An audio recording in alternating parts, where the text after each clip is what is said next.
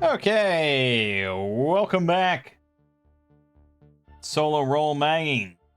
Tales of Argosa with the lost city of Barakus.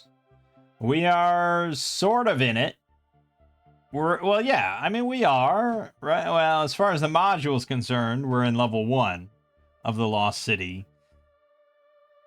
Narratively, though, we are not in the lost city yet, but maybe we'll get there in this video. We're above it. So we've arrived at the cave and we've started clearing our way out, or clearing our way through. Killed some giant rats. We killed a ghoul. We made friends with an ogre. We killed an orc and his 2 war dogs, and we killed a bunch of small giant spiders. So now we're gonna keep going. Yes, we're just gonna keep going. We're gonna approach 118 now. There is a trap there. Firing range. Tweez, ever the diligent leader, has set up a small firing range here where his troops can practice their marksmanship. Standing at the western end of the cave are 3 4-foot-high stuffed dummies. At the moment, 6 kobolds are honing their crossbow skills. There's also a net trap marked on the X, identical to 116. Okay, so it's a tripwire. Causes a falling net to drop onto you. Alright. Well, we're moving through, so it's going to be Tarthona's perception check to see if she notices, and she really has a decent odd. She failed. She has no rerolls, so she's going to trigger it. Things are going to get complicated then.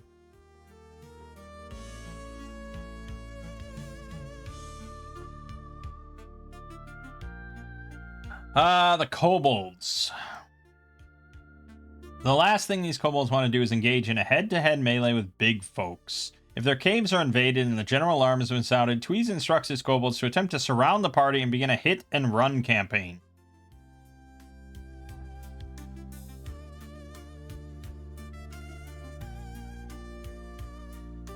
If any of the net traps are sprung, kobolds stand back and pepper trained trap characters with arrows for as long as they remain entangled within the net. Great.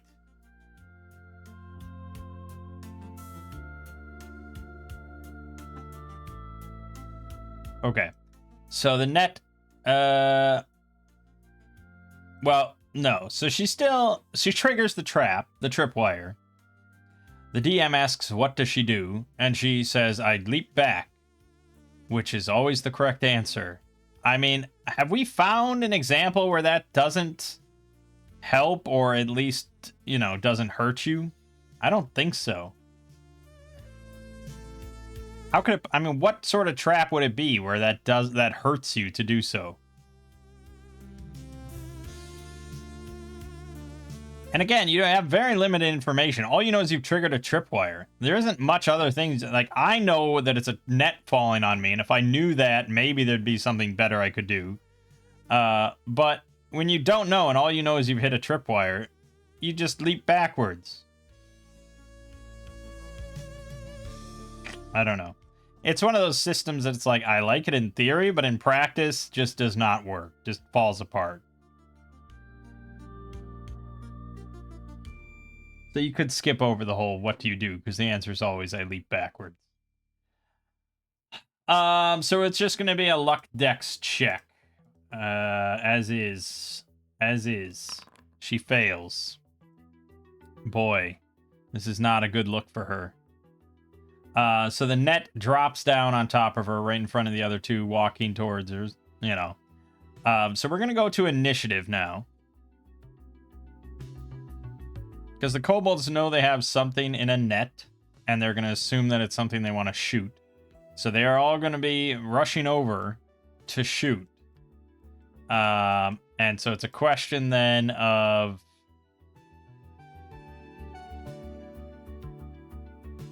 I mean, technically, I guess based on this map, we probably would have heard the crossbows being fired and the activity in here.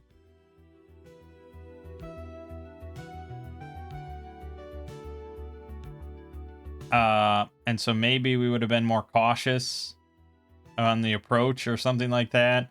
But I think the end result's probably still the same. Like, as we're looking over to see what's in there, we hit the tripwire, and then they obviously look and see a torch over there. So, yeah, they're certainly not going to be shy about this. So we're going to go to initiative, and hopefully we can get Tarthona out of there before their turn. Because otherwise, it's bad. Okay. So we get to go, and it says... Open door check or assistance to become free. We don't use open door checks, but we do have dexterity checks, or you can attack it or something like that. I mean, it's really sort of, if we wanted to, we could just take the description for the spell webbing. And that's now frozen. That's probably going to be a luck check, I think. But I don't know if that's really how I would want to do it. I think we'd probably just say it's a dexterity check or an attack roll. And the dexterity, you could maybe use sleight of hand or something.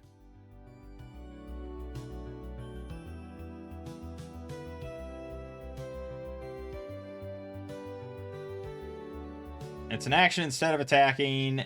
Attempt to slip free or break free. Paralysis saving throw, but that's just how, they do it.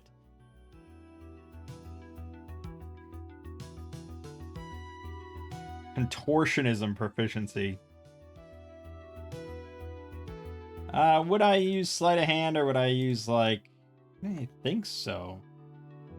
Although it says acrobatics is escapology.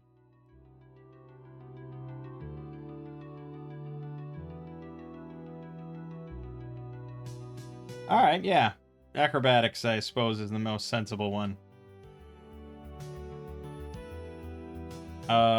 Maybe I'd allow you to use athletics if you wanted to just rip it apart. Or you could use an attack.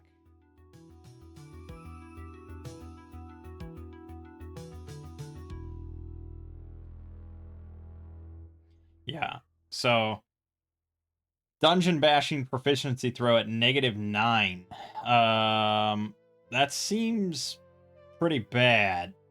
That seems hard. So yeah, I suppose... Although that's magical webbing. This is a net, so I wouldn't make it that hard. But yeah, it would be harder than trying to slip through. And then you can also attack it or set it aflame. Requires a successful attack throw versus AC 4, dealing slashing damage. Okay. Right, so Tarthona is just going to attempt to acrobatics her way out of this, which shouldn't be too... Yeah, it's no problem. She slips it right off. And I think it's most prudent then, because we can see now that there's 6 kobolds armed with crossbows, sort of rushing over to us. So I think it's most prudent then to retreat. If only to draw them into a bottleneck, where it's a lot trickier. So I think we're going to retreat down back, around this corner. And then if we hear that they're following, we're going to turn around again and charge towards them.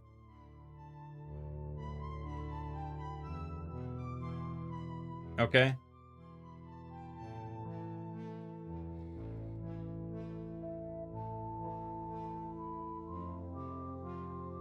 So yeah, the hit and run tactics is what they're all about. So they have to hit us in order to do the running, and to hit us they have to see us. So I think they are going to follow, somewhat cautiously, but there's 6 of them. They outnumber us 2 to 1. And so I think we're going to have our opening to charge out now.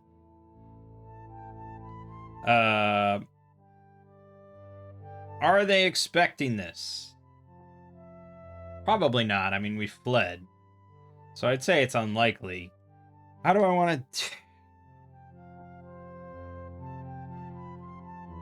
I think this is usually where I just say like a D20 or a D6, like the old school surprise rules, and we surprise them on like a 3 and 6 or something.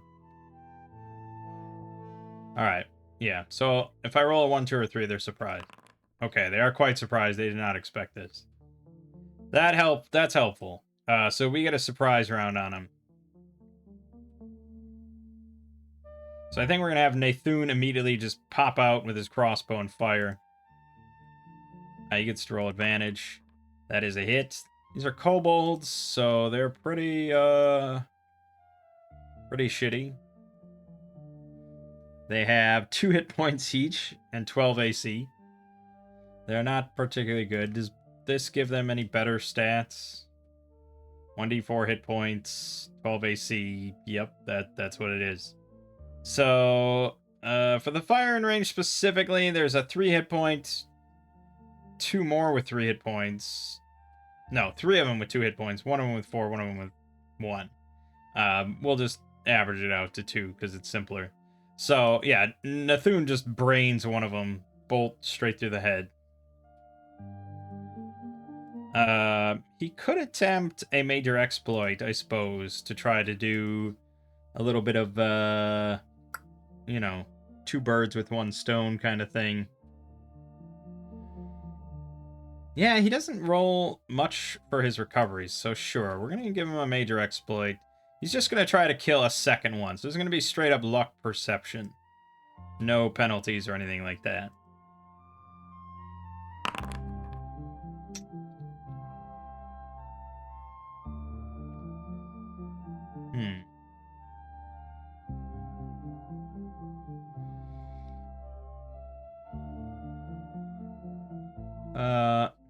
Well, no, okay, hold on.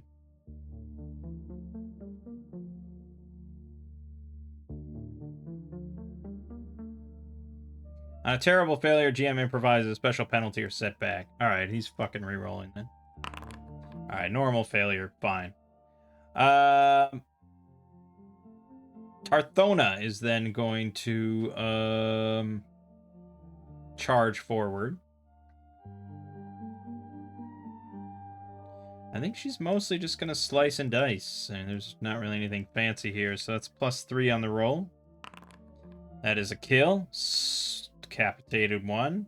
And the offhand, also +3, -4, so -1. With advantage.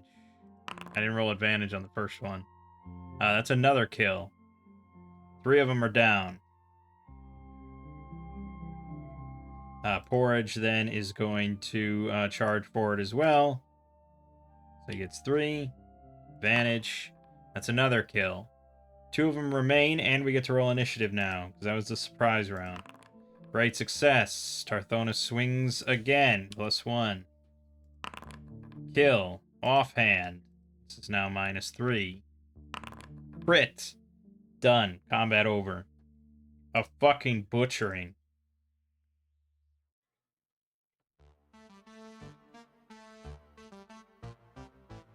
Well, yeah. So, mostly enabled by the fact that she can swing twice, and she swung well. And we had advantage on our attacks for the first round. But, I mean, I don't think we did anything too crazy there as far as an OSR game is concerned. Because if we were playing Axe, characters in Axe get to cleave. Whenever a combatant fells an opponent by reducing it to 0 or fewer with a melee or missile attack, you can immediately make another attack throw against another opponent in melee or missile range.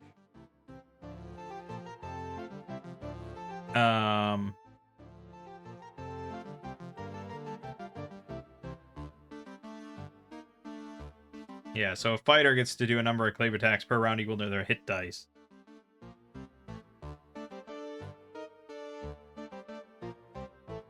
So, yeah, I mean, and,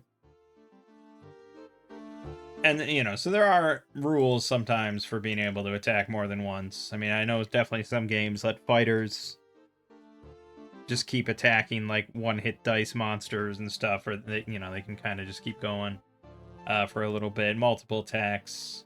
It's not unheard of. I know Shadowdark's very adamantly against multiple attacks, but that's lame. I mean, fucking fighters should be ripping and tearing, you know? And that's what Tarthona did. So that was just 6 kobolds, which is going to be 30 more XP. Not much. But they are dead, and they all drop spears. Okay, it says they're equipped with short bows, but they're practicing their crossbow skills. That makes sense. Anyways, we'll leave the bodies there. Got enough to worry about. And, yeah, so now we're in kobold territory, because that's certainly not going to be the last of them. So we need to be a bit more cautious. We can definitely, like, see into 119 right now. Or when we go back into 118, we can look into 119 if we're cautious. That's the kobold living area.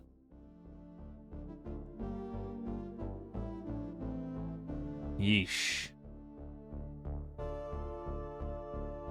Kobolds, I assume, have the same rules for, yeah, lightless vision. So they probably have torches set up in this area. So our torch isn't going to automatically give us away, which is good. Making every dungeon in the game just a pitch black tomb, no matter what's living in it, is pretty obnoxious. So, okay, so yeah, we're in here. We have, there's torches where they were shooting their arrows, and we can look in and see that there's more lights on.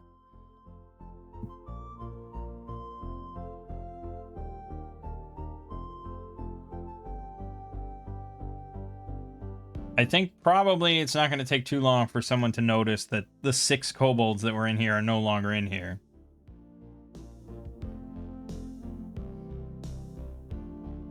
But 12 kobolds is, you know, they can all shoot.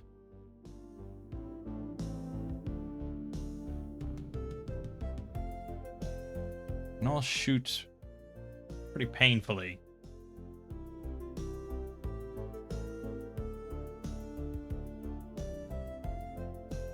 Do I have a plan? Well, military oil would put a bee in their bonnet, I'll tell you that much. Beyond that, I don't really have any AoE or anything like that. I mean, Whirling Death, I suppose I have, but it's not much AoE.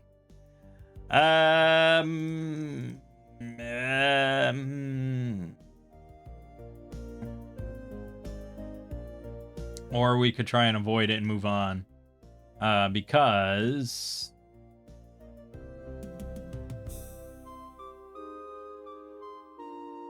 do I have...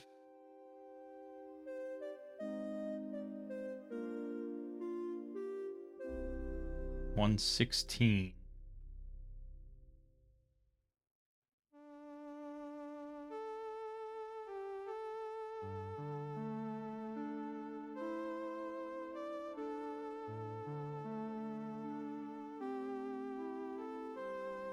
It says if they hear combat in any neighboring caves, they investigate.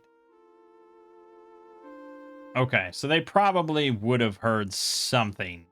Or at least they hear the arrows no longer being fired all of a sudden.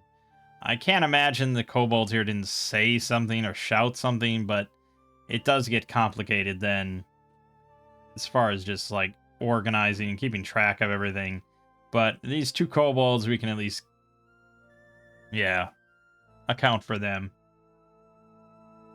So,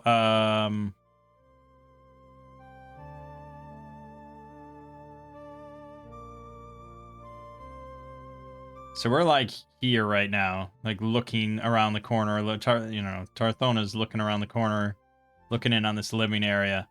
And 2 kobolds are now going to be stepping over here, stepping over the tripwire here to see what's going on. So I think there's no real surprise here. I think we just kind of both see each other simultaneously.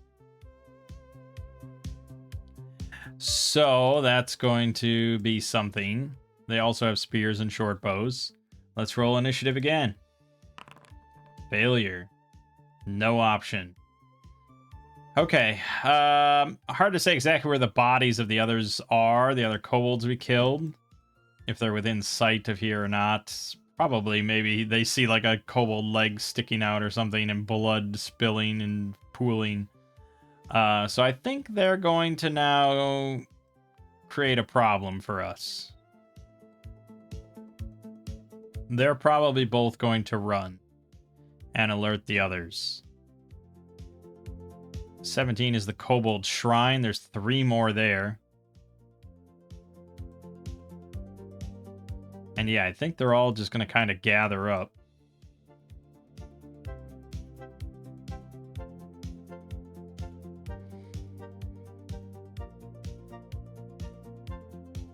So things get out of hand now.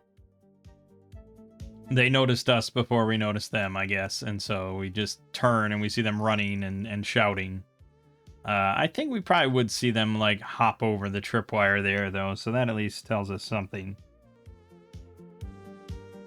We could also probably see natural daylight a little bit spilling into this cave from outside. So maybe we think that we should run after them and then go outside. Or we could run back the way we came, which might be the safer thing. Because if we're outside, I don't know how that really changes things much.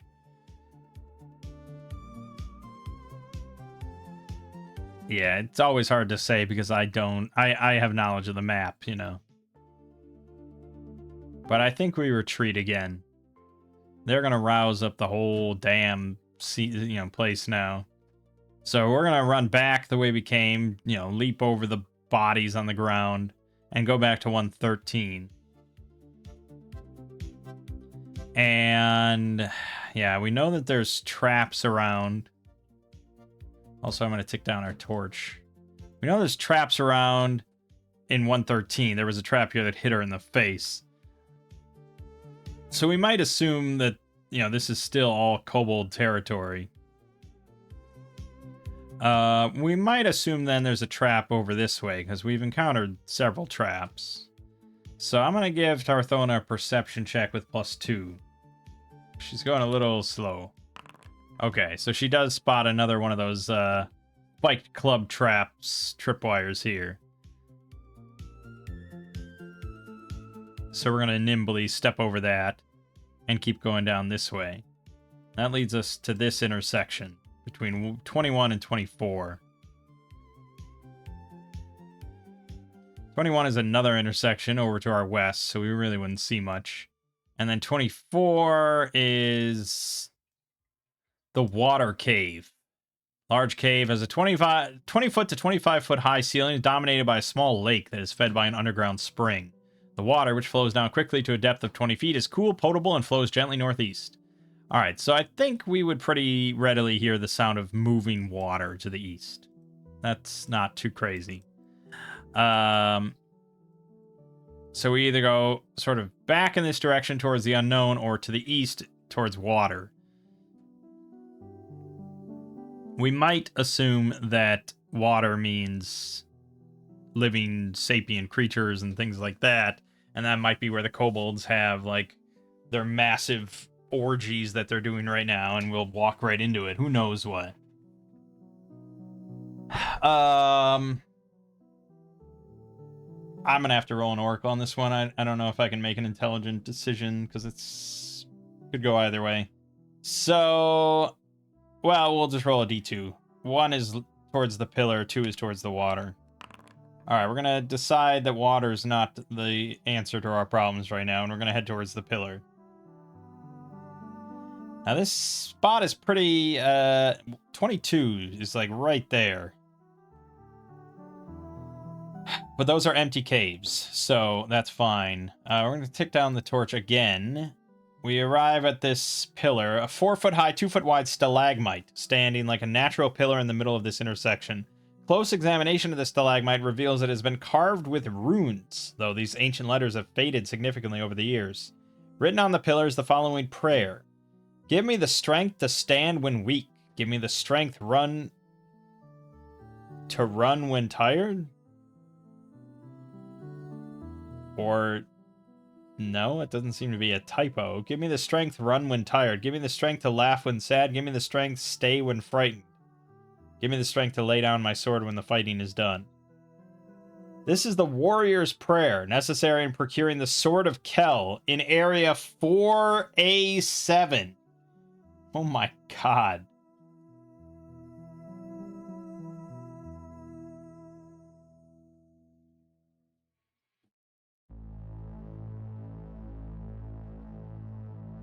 I mean, if anyone has ever played a campaign of the Lost City of Barakus and actually remembered that prayer, or wrote it down and remembered to say it when it says, "Speak ye the prayer and slay he who will not die." I mean, please let me. I mean, that's phenomenal. Phenomenal RPG playing, I gotta say. Anyways, I mean, I guess we'll have, I mean, Narthun will jot it down, but I don't think we're making it that far down. Alright, so then there's a couple caves here that we can kind of look into. They're littered with bones, fur, broken arrows, bent cutlery, and similar debris. These caves are otherwise empty. So we'll tick down the torch again, because we're going to be poking around there. And I think at that point, we probably have to roll to see if the kobolds are going to be following us or notice us over here and have caught up to us. I think it's unlikely. I think they're sort of more on the defensive, because we just slaughtered 6 of them, apparently. So I'm going to roll an oracle and say that it's unlikely if the kobolds have found us. Okay, yes, it is. Yeah. So they're mostly just on the defensive, protecting their younglings, their female, all that sort of stuff. I don't think that's really even mentioned, but and then there's only one other way to go at this intersection, and that's to the southeast down this little narrow tunnel. So fuck it, we'll go that way. The floor of this cave is covered in dirt and dust. Each alcove contains a large smooth rock, roughly 2 feet diameter, that glows red, faintly. The rocks are warm to the touch and radiate transmutation magic. A search of the cave floor, such as sweeping aside the dust and dirt, reveals a large red circle in the center of the cave.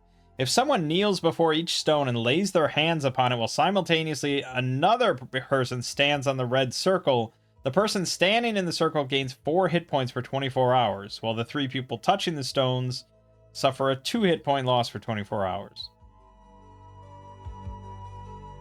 Okay, I don't think we'd want to do anything with that even if we did figure it out. So we'll spend time to search it, we find it, we futz with it, but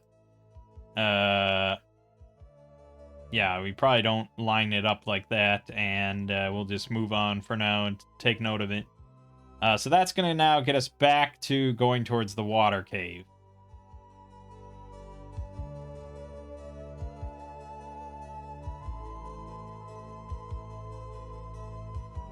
Okay. So, yeah, okay. Let's see. So, we do pass by this tunnel before we get into this area. And this is where the kobolds have their living area, so I think this is maybe possible to be encountering them. There might be some standing guard with crossbows. So, how do we want to do this? Oracle roll or perception?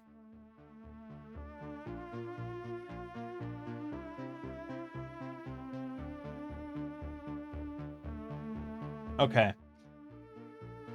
We always assume that we're being fairly cautious, unless I say otherwise. So, when we come up to this edge, Tarthona's just going to look in a little bit. So we're going to give her a perception check to see if she notices kobolds standing down the tunnel with their bows. She does. Yeah. They're not looking. They got distracted by something. She looks down. She sees a couple kobolds there. Okay, well, that's, it helps, I suppose, but we're a ways off from a solution. I mean, that's like 25, 30 feet sort of here, so word of command is out. The range on that really sucks.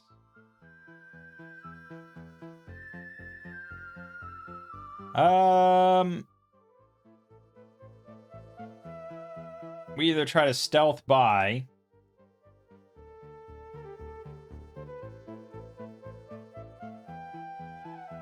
which I do not really trust Porridge to succeed on.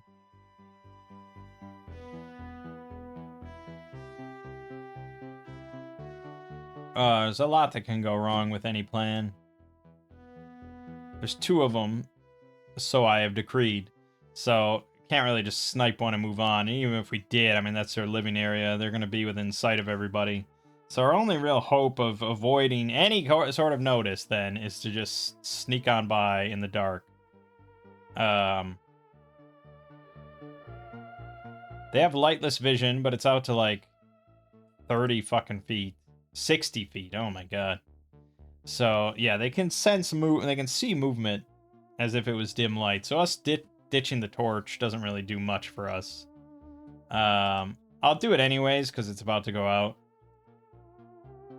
So right as we're gonna sneak across this entry tunnel, this tunnel-way, we'll ditch the torch and just, yeah, we'll go. Parthona first, she stands the best odds. Yeah, no problem. Next is gonna be Nathun. No problem. And lastly is gonna be Porridge. Yeah, and he's got -2 because of his armor. Come on, baby. Ho ho ho! They were really distracted, these little creatures. Good. Okay, we have snuck across to the other side. No problem. So now we're in the water cave. And there's various things. So there's the H, which is here, which is just the drop off. So we see like a little tunnel sort of part ways up the wall there. Beyond that, I wish this map wasn't divided specifically here, but it is.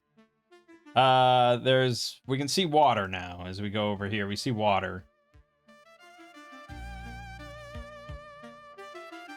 And then we can see that there's the land, the cave continues to the left of the water, and it goes to the right of the water. So we're gonna have to just roll. All right, we're going to the left of the water. So we hug the wall. Oh, yes, right, we had to light a new torch. Which is like a fucking beacon in the dark in this cave. So that could create some problems. I probably should be aware of everything that's in this cave.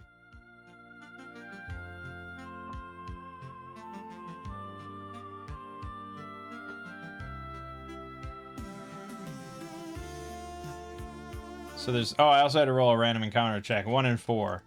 We're fine. Fire beetles. In 24B. So that's all the way in this corner. We might see some little, like a glow, or like a reddish glow coming from all the way across the way, but it's far. You know, you're talking about 100-some feet away across the water, so it's not super big concern right now. There's the islands. They don't have any creatures. The secret chapel doesn't really have anything. The water mephit lair.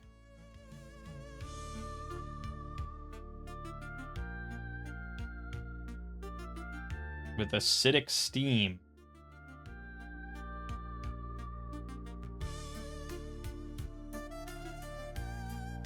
Okay, so he's just in this section. All right, well, so we're approaching A, so let's just read A then. There's a 10-foot wide, 15-foot high ledge in this corner of the cave. Beneath the ledge is a large pile of bones that are the remains of a large cave bear. Climbing the cave wall to the ledge without a rope requires a thief's successful climb check. In the northern corner of the ledge is a small shrine.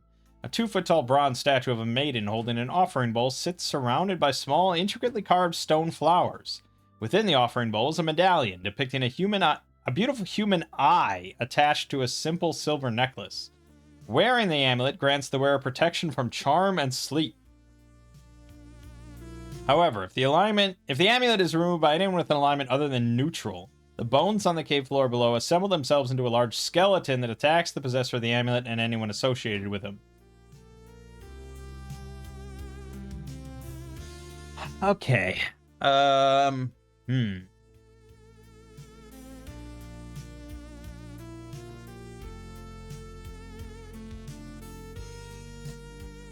The skeleton's not easy. It's 6 hit dice, 30 hit points, 11 AC. Gets 2 claw attacks at 1d6 and a bite attack at 1d10. And he rolls everything with a +6 to the roll. And if both of his claws hit, he does 3d6 extra damage. Or no, 3d6 total damage, I think. That's nasty, but we can't assume that we know that it's gonna, you know. We just see just the bones of what looks like a bear, long dead. I mean, maybe we are in a dungeon. We suspect that any bones we find, like, you know, a skeleton we find is gonna animate. I think it's unlikely, but I'll give it an oracle roll with disadvantage. No. Okay. So then there's a ledge. It's a 15-foot high ledge over in the corner. Would we inspect that? Would we think to like have Tarthona try to free climb that to see what's on top of it?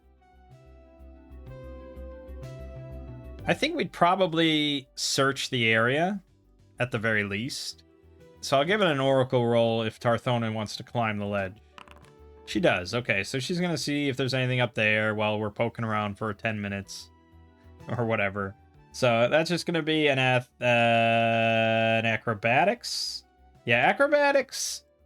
Climbing is acrobatics or athletics. Just whatever the hell you feel like. As long as you have one of them, you can climb. Like climbing. Both count. So she'll roll acrobatics. Great success. All right, she scampers right up there like a little monkey. And where the hell am I? On top, she finds a small shrine. 2-foot-tall bronze statue of a maiden holding an offering bowl, surrounded by small, intricately carved stone flowers. Within the bowl is a medallion depicting a beautiful human eye attached to a simple silver necklace. So there's 2 questions here. What is Tarthona's alignment, and would she even take the amulet? She is interested in loot, I suppose. That's why she's doing this.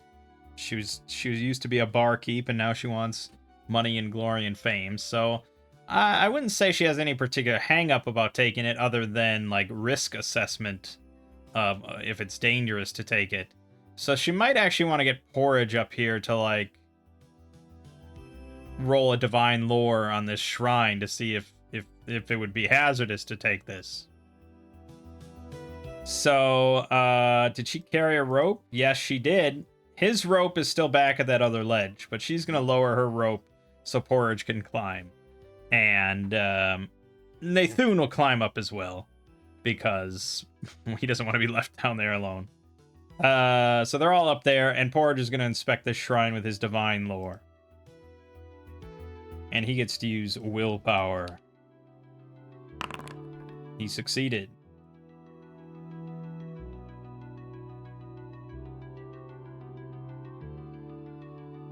Oh my god, there's a check mark for skilled? Well, what the fuck? Why wouldn't it's in my skill list? Unless you're supposed to just have every skill in this list, in which case why didn't you just have it and have every skill in the list then? Oh my god in heaven. I have to go through and manually put +1 on all these because he has +1. Well, I mean, they all have +1 in all their skill. That's why it says skilled. Oh my god. On the one hand, I'm glad that it exists and I don't have to add +1 every time, but why wouldn't it default? Why wouldn't it default to say skilled? Unless I very specifically want to add a skill to roll that I don't have the skill of. And I don't know why you'd ever bother doing that. Because that would be really confusing. I don't know. It's just... what the fuck, man? Right. So he succeeded on his divine lore. So he can recognize that this is, you know, a religious shrine, obviously. And he also recognizes that...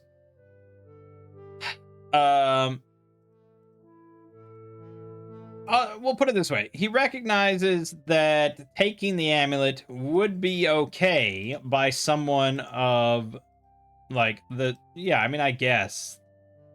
There'd probably be a more flowery, role-playing way to put it. But basically, yeah, he recognizes that if someone of the same alignment took the amulet, they wouldn't suffer any divine retribution. Now, if he had gotten a great success, then maybe he could have recognized what the deity was or the shrine was to, and what alignment that deity is. But we're left with just that of, if you match the alignment, you'll be okay. If not, not so good. And so that brings us to the other question of, what is Tarthona's alignment? I mean, I hate to say it, but I do lean towards neutral. And I don't just say that because I want this. It's not that good of an item or anything, but she seems more neutral than lawful. Like I said, like, she doesn't have that many qualms about taking this thing normally. She's got thieves' tools.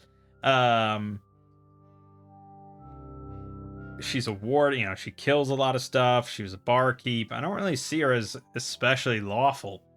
Look at her skills: stealth, detection, traps and locks, acrobatics.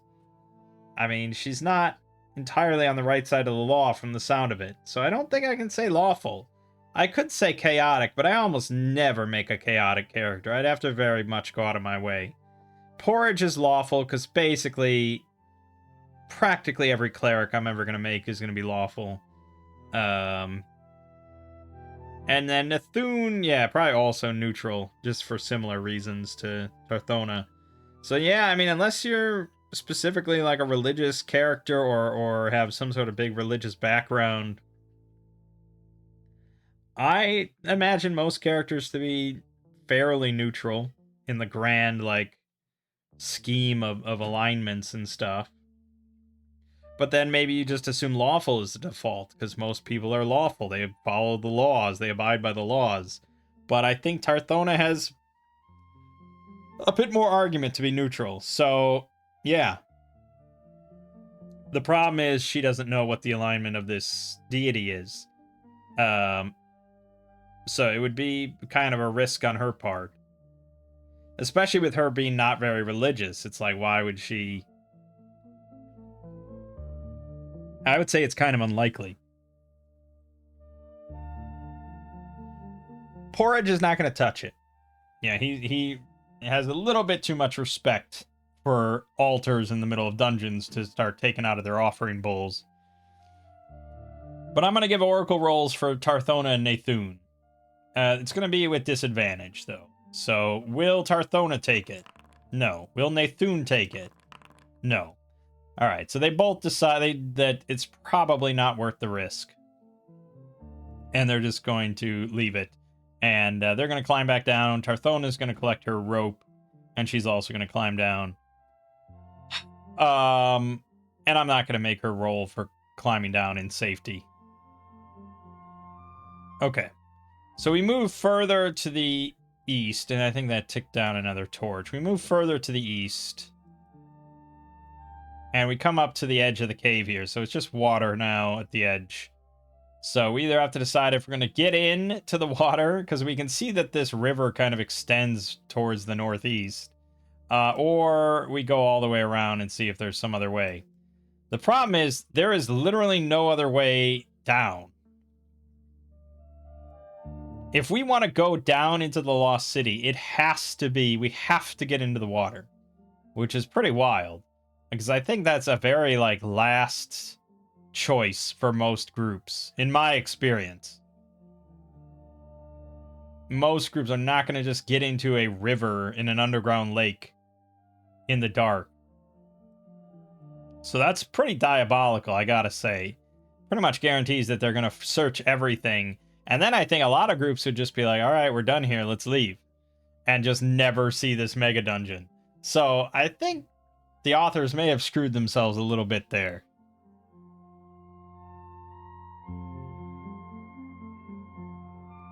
How deep is the water?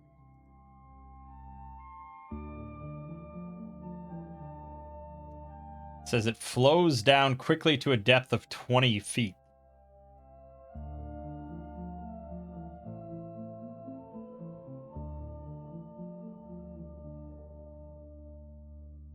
fairly vague. It says here, the water from 24 flows through a channel just wide enough to accommodate the stream and providing about 2 feet of headroom between the water surface and the roof of the channel. Once in 26, the water eddies out into a 10-foot deep pool before flowing northeast through a submerged passage. Cave is heavily obscured by mist and haunted at the moment by a mist demon that attacks at first opportunity.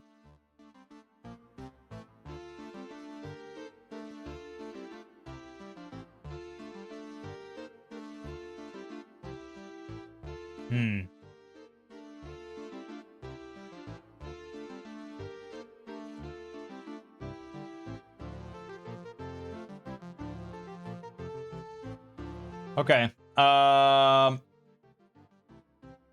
Yeah, I mean, it would really... part of the benefit, I guess, of playing solo is that I can just say that I'm going in the water, because I just want to go in the water, because I know that we can want to go down.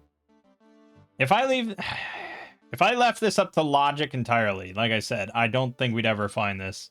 I think that we would search the entire rest of the cave system here, and then they'd be like, okay, well, her husband's not here, so I guess we're gonna head back to the town. We're done here.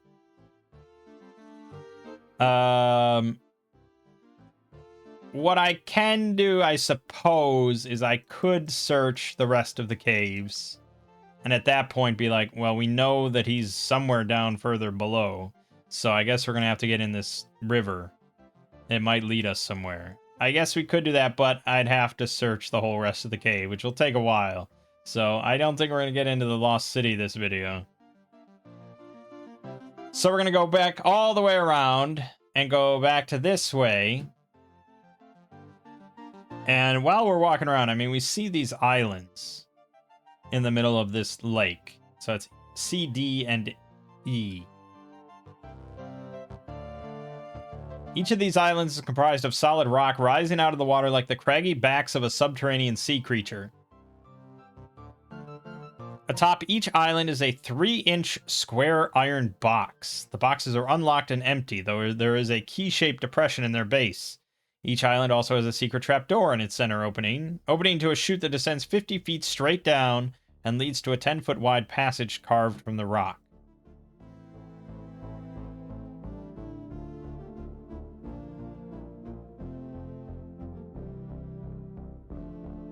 Okay, so that leads to F.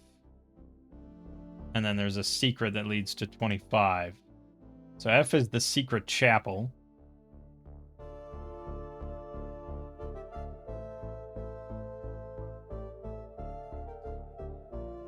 Okay, what the fuck?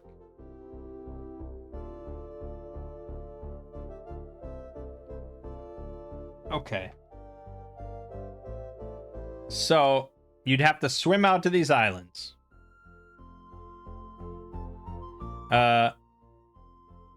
You'd have to find the trapdoor in one of the islands, go down the chute 50 feet to get this to the door to the secret chapel. The door is made of solid iron and locked with 3 separate locks. If you don't open the door with 3 keys, specifically, a fireball trap will go off, dealing 66 points of damage, save for half. The keys are located in area 227, 266, and 284. If you have 3 knock spells and use it, it will also set off the trap. On the other side of that door is a narrow passage that leads to a small hidden chamber containing a stone pedestal within which rests a 2-inch square red cube. The cube is the key to level 5, but removing the cube releases a deadly gas similar to a cloud kill spell. What the fuck? I would hope then that there's some other clues throughout the dungeon, you know, but this is starting to feel like an old school wizardry game or something of just like, how the fuck would you figure this out? All right, we're assuming we're not getting into the water, so we ignore the islands, we go all the way around. And that leads us to a passageway leading south, or we can keep following the water for a little bit. Survey says south. Okay. So we go to this intersection, and we got to check 1-8 and 136. 8 is the rattling outpost, guarded at all times by 2 rattlings. If attacked, they let out a high whistling noise that alerts any other rattlings within 100 feet of the trouble. Okay. I feel like they'd be fairly stealthy, if I had to guess.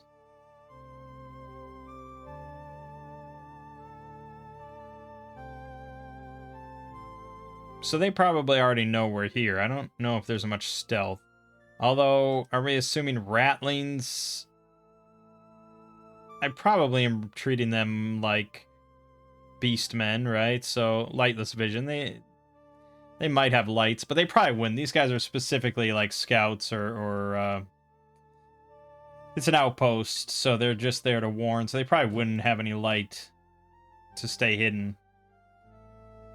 So they probably know we're already here because they can see our torch coming around the corner here. But I don't think they care unless we come this way. Over in 136, however, the Orcish burial grounds. Okay. So both would be dark and quiet. We're just going to roll a d2. Do we go left or right? Or I get west or east? We're going to go west. Great. All right, so we're going to blunder into the rattling outpost.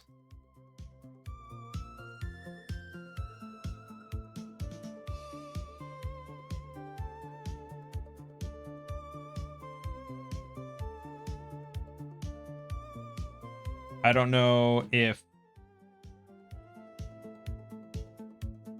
they're crafty warriors who defend their home to the last whisker. If combat is joined anywhere within these areas, rattlings from neighboring areas investigate. The Ratmen's preferred tactic is surround the character at the intersection marked A on the map. If intruders are spotted in any of the areas marked 1-8 and the rest of the colony is warned, the rattlings attempt to set up an ambush at one of the intersections. The party has to proceed carefully and quietly to avoid being overwhelmed by the colony. Okay, so 2 rattlings, 1-8 here. They saw us coming, so they're already prepared. I think they're probably going to be kind of set up like kind of around the corners here to see us coming. Just so they can see us. And we are adventurers wandering into their home. So I don't think they take too kindly to us.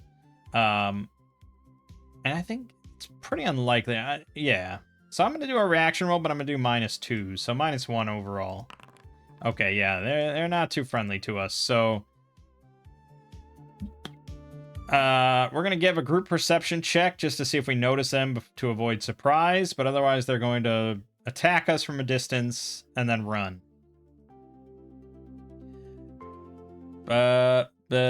Perception. Success. Detection. Yeah,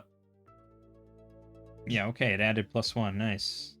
And her detection. She rolled a crit.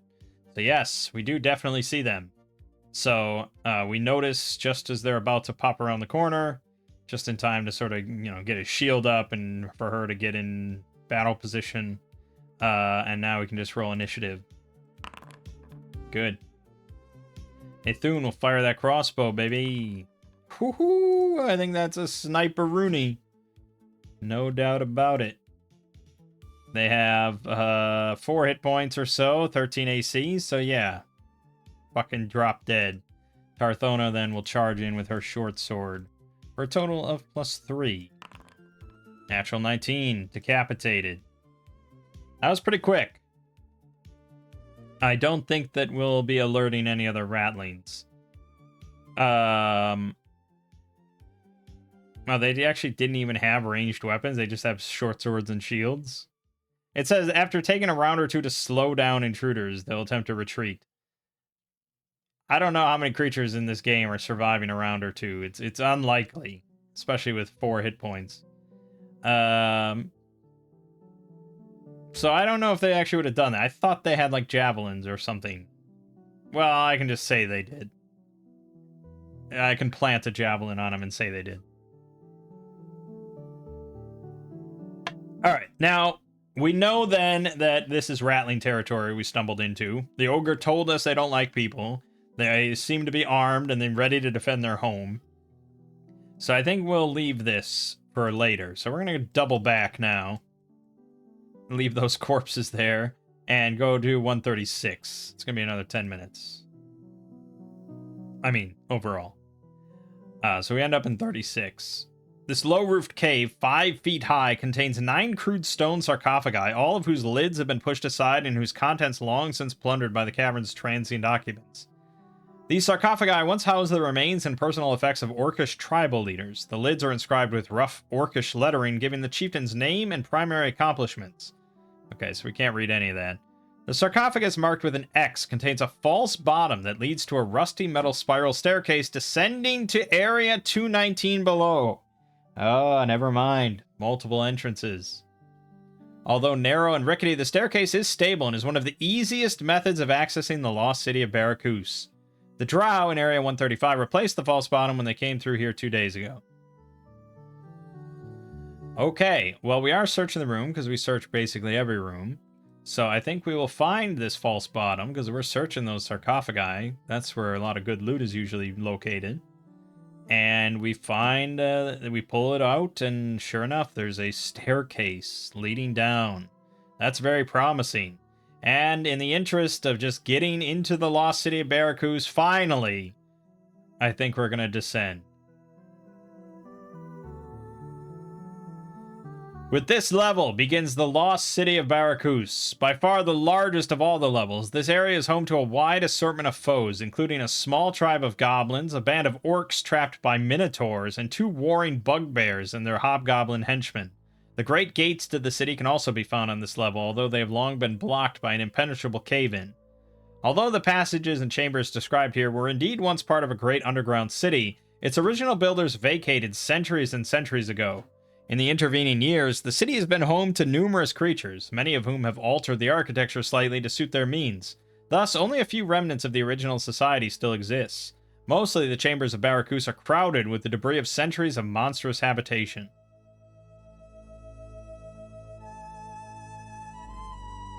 The only 2 entrances to this level, aside from the impenetrable front gate, are in areas 2-1 and 2-19. Okay, yeah, so only 2 entrances to this city. One of them, I think, is just really unlikely for players to go through, which is annoying because that leads to 2-1. But I guess we could come up from the other side at some point and notice.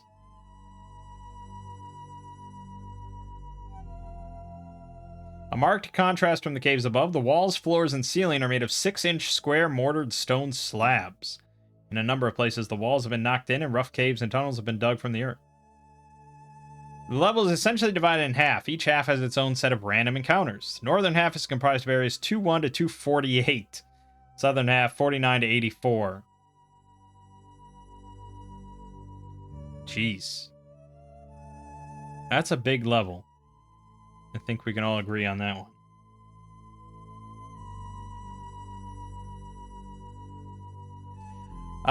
Right.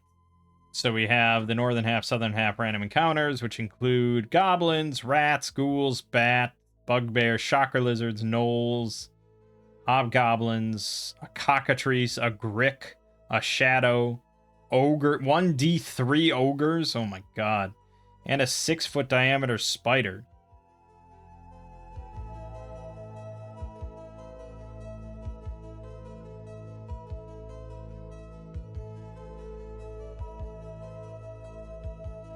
Yeah.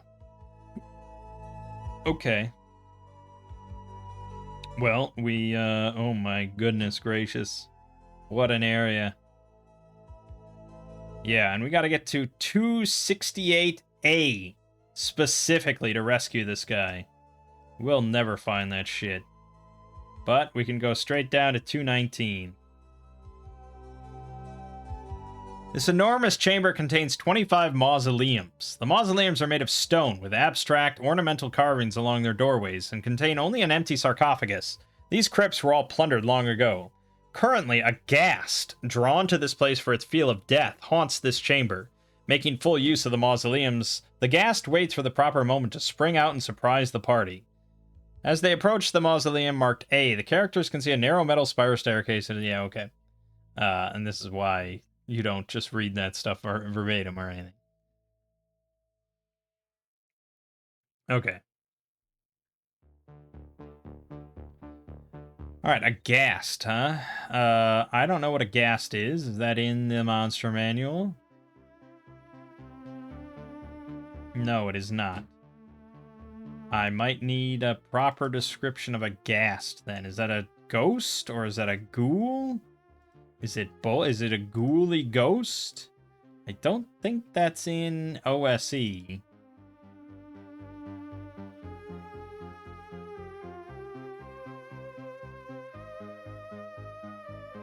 Ghast. Okay. It's not incorporeal. So it's closer to a ghoul. It's like a super ghoul?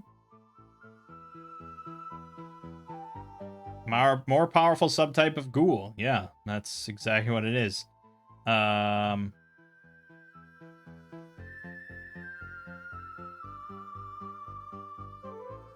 Yes. So if we go then to the monster manual, we go to ghouls. That might be like a marsh, desert ghoul. Well, then we might just use the stats provided. 20 hit points, 15 AC, 2 claw attacks at 1d3, and a bite attack at 1d6. Immune to sleep and charm. They have a paralyzing touch and stench. Save or -2 on attack rolls. Okay, so we just smell something really foul in here. Especially foul. We're gonna give it certainly a pretty good odds of stealth. I'll give it a stealth roll of 16. So it succeeded by 10.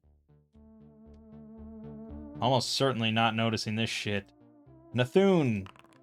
He succeeded by 9. That's really unfortunate, I gotta say. That's a damn bummer. He definitely didn't succeed, so it doesn't really matter. Unless she also just, like, knocks it out of the park, then maybe I'd let it slip. Nah, she didn't do that well. Okay, so we don't notice this thing, and it's going to jump us.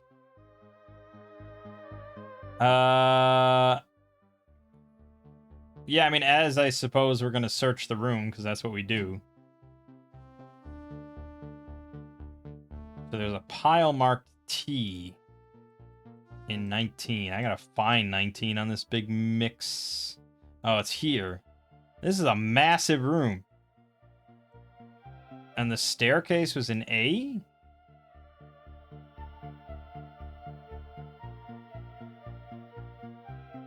Right, these are mausoleums. Like, these are actually, like, little buildings, you know, inside this hall. So this is a massive room. This is going to take a lot longer than 10 minutes to search. Especially if we stick together, which we would. I would say... Fuck, how big is this place? These are 10-foot squares? Yeah. 10-foot squares, so it's 10, 20, 30, 40, 50, 60, 70, 80, 90, 100, 110, 120, 130 feet. Well, really, like, yeah, 110 feet by 10, 20, 30, 40, 50, 60, 70, 80, 90, 100, 110, 120, 130, 140 feet. That's a big room. And to go in and check all the mausoleums for anything of interest, that's going to take some time. What I especially love about this is it says that his treasure is in a pile marked as T. There's nothing marked T on this whole room. Luckily, it doesn't really matter, because as long as I spend the time searching, I'll find it. But that is funny. The mausoleum marked T. Okay, yeah, it doesn't really matter. It's somewhere in here. Okay, then I think we're gonna have to spend at least 20 minutes, probably. Yeah, probably like 30 minutes. So we're gonna do a new torch, his last torch, and we have 50 minutes left. He's not out of torches, I don't think. Yeah, he has 6 more. That's fine.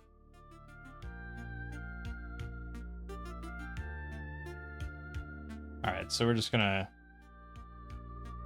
bump this back up to 6, and I'll just delete this. Okay.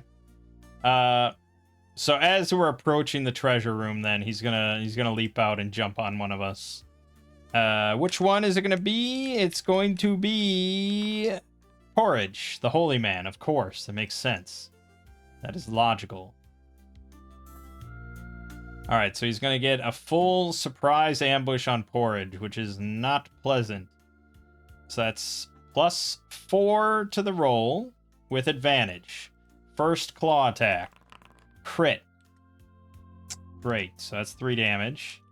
Second claw attack. Hit for 1d3. 2 more. And then the bite attack. Also a hit for 1d6, which is 5. He's down to 3. He's also going to have to roll paralysis 3 times. So luck con, oracle roll, success, great success, success. He somehow avoided paralysis as this thing mauls his face. We get an initiative. Here we go. Great success. All right. Carthona is on it. Yeah. She's on it. She's just gonna swing.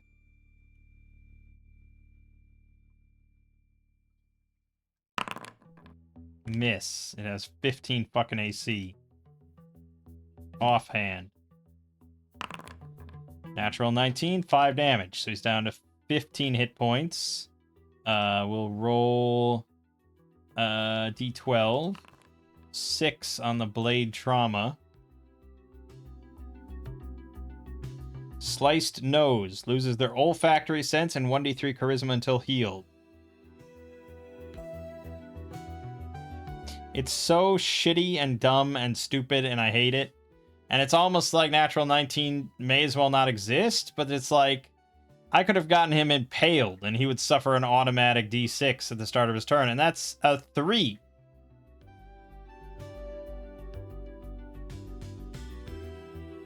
Or I could have pinned him. You know, like, so many better things, so fuck it. I'm adding an extra d6. 1. Okay, fine. I'd rather have that than a sliced nose that doesn't do jack shit. Alright, so he's down to 14. Porridge is gonna stand up, and he's probably just going to swing. This thing is pretty strong. He could cure light injury on himself, but I don't know if that's gonna do much. So, no, and it's not. It's undead. So, all right, he's just gonna swing. He will use lucky strikes though, so he gets advantage on the attack roll. Fucking hell, complete whiff. Nathun either has to use Mage Missile for a guaranteed 1d4, or swing his staff. I guess we're gonna use Mage Missile. Yeah, may as well. And hey, you never know, he might, Fuck. Alright, he'll reroll. Great success. That's what I was hoping for. Okay, d6 damage. Guaranteed. 4. So we've done 6 plus 4. He's down to 10 hit points. I don't think he gets max morale. It actually doesn't even mention morale here, so that's fun.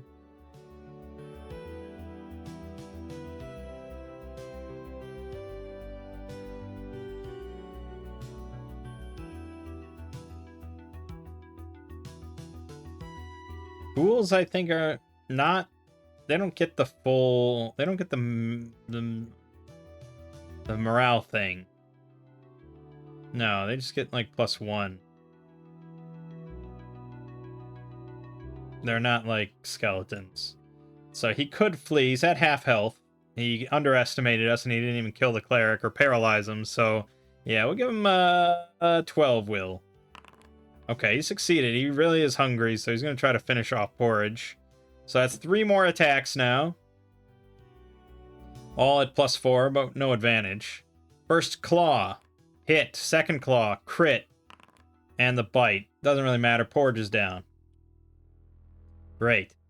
New initiative. Goes over to Nathun. Terrible failure.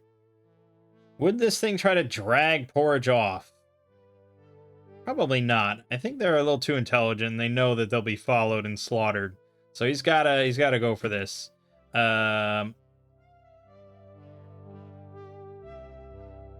He'll go for Tarthona because she cut him. She's right there. So he's gonna try to attack Tarthona.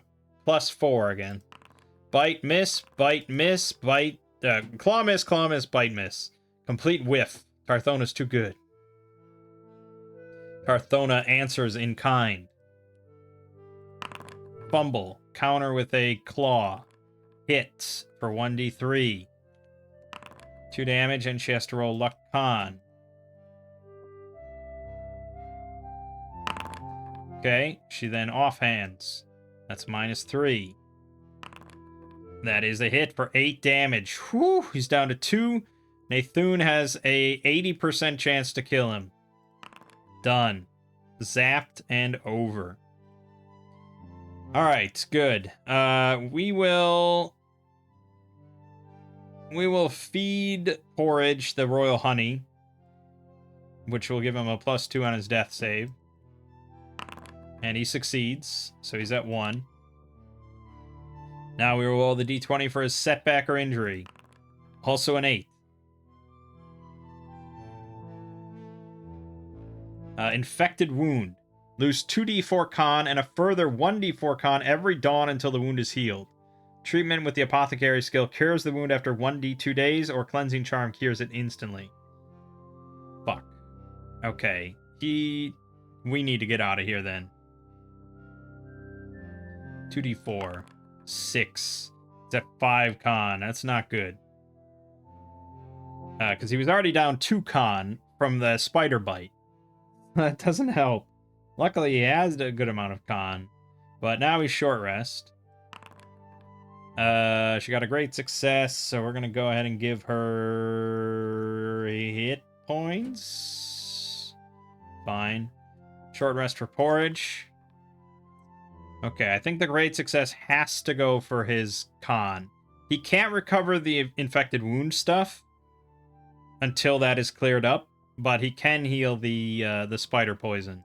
So he'll get 1 with con back from that, and then the other one's going to be hit points. He's 5 out of 10. He's as weak as Nathun is. Nathun also got some good successes, so we will give him a reroll and spellcast. All right. We were just about to find the treasure, so I'm not going to be dickish. We find the treasure.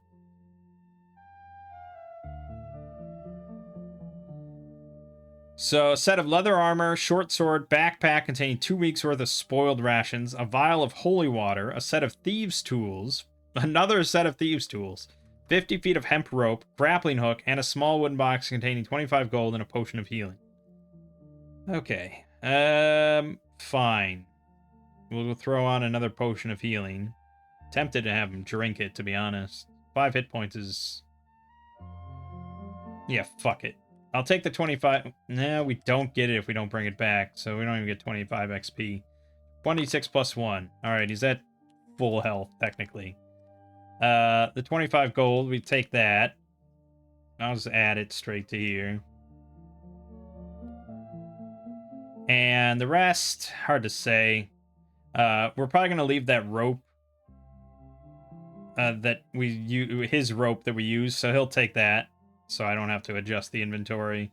And I think we're going to take the vial of holy water. I don't know if how much it'll actually do. I don't know if Axe even mentions holy water at any point. I wouldn't really imagine so.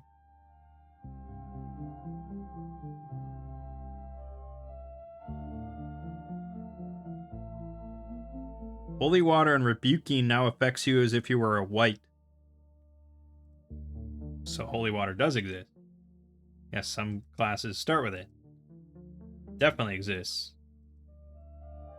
Okay, it very much exists. Tell me what it does.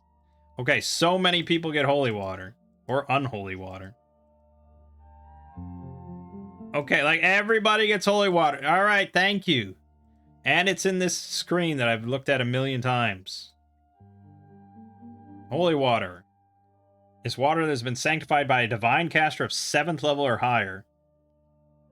Chaotic enchanted creature directly struck with holy water suffers 1d8 damage for 2 rounds. Ooh.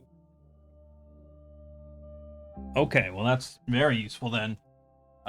You don't have to be a holy person to throw it. So we're gonna give that to Nathun. I also should have bought military oil. We need to do a lot more shopping. I think I just didn't have any money.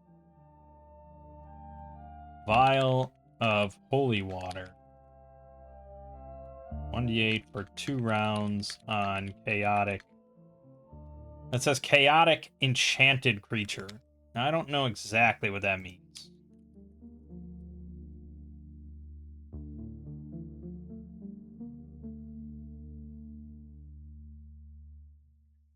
I guess I may as well take the Thieves' Tools because it's another 25 XP. Now, the holy water, how much did that cost? That's 25 gold as well. Okay, so 25 for that, 25 for the Thieves' Tools.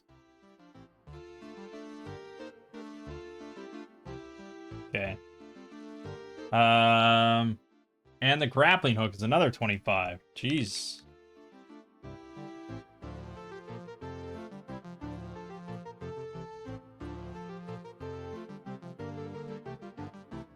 Okay.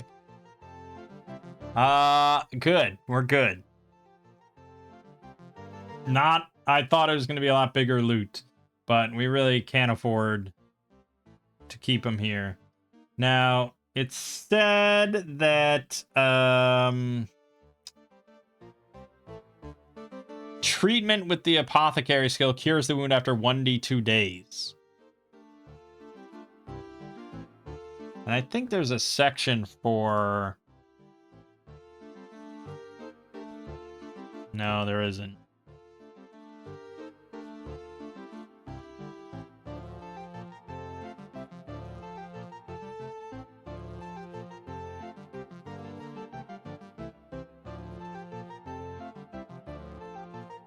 Here. Recovery. Persistent injuries.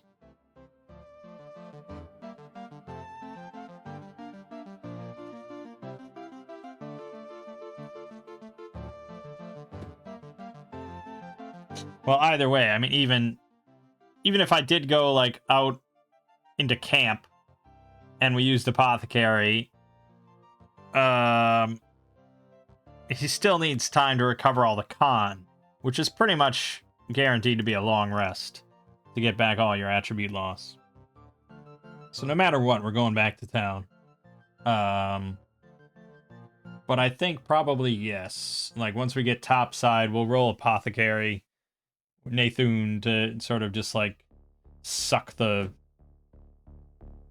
infection out, or no, that's poison. I don't know. Find some king's foil and apply it to his infected wound to slow down the infection and help him heal. So then he only has to heal. So we'll roll. Oh yeah, we'll figure that out. We got to get out of here though. We have 50 minutes to get out. Well, we know the way back up. That's simple. Okay, so that's real simple. We end up back at 136. We have to now retrace our steps. We don't want to go through rattling territory, so we know that we got to go back to the lake. Go to the west. Then we know that the kobolds are there, and we could risk stealthing past them again. We know that there's an outdoor there. Or we could risk going down this tunnel, which would prevent us from being noticed by the kobolds, but it leads to we don't know. I think we have to go for the Oracle on this one. Will we take the unknown tunnel? No. We're gonna risk the kobolds. Basically, we're gonna try to sneak past. And if we fail, like if they notice us, we're just gonna run. We're just gonna start running up this way, back the way we came. We gotta jump over the tripwire there, which we remember. I probably should have disabled that, actually. Back down this tunnel, up the ledge. Maybe we can grab our rope again. Out past the orc's body, the ghoul's body, and outside. Okay, so that's the plan. So we're just gonna start with our stealth roll. Nathun failed. I'm gonna re-roll. Great success. There we go. Porridge, just -2 because of his chainmail. Crit. Oh my god, we're out of here, baby. She failed, but it doesn't matter. 2 out of 3 is good enough. Okay, so we snuck by once again. They've kind of, you know, they've calmed down. They figured we're gone, so they weren't paying attention, I guess. We sneak by here. We go through here. We can go nice and calmly over this one. This is going to be another, like, 20 minutes. I'm going to roll another encounter check. 1 and 4. We're still fine. Those never happen. We go back out this way. We're going to climb up the rope. He's struggling a little bit, but we help him. We're going to yank back the rope, so he actually has 100 feet of rope. Yeah, sure, she'll take it.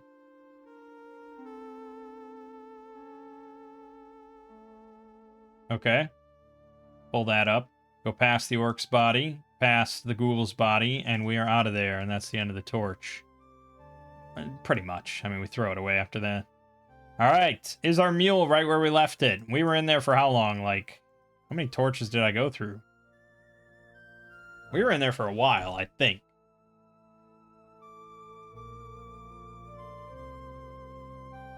Like, 3 hours, maybe? Is that right?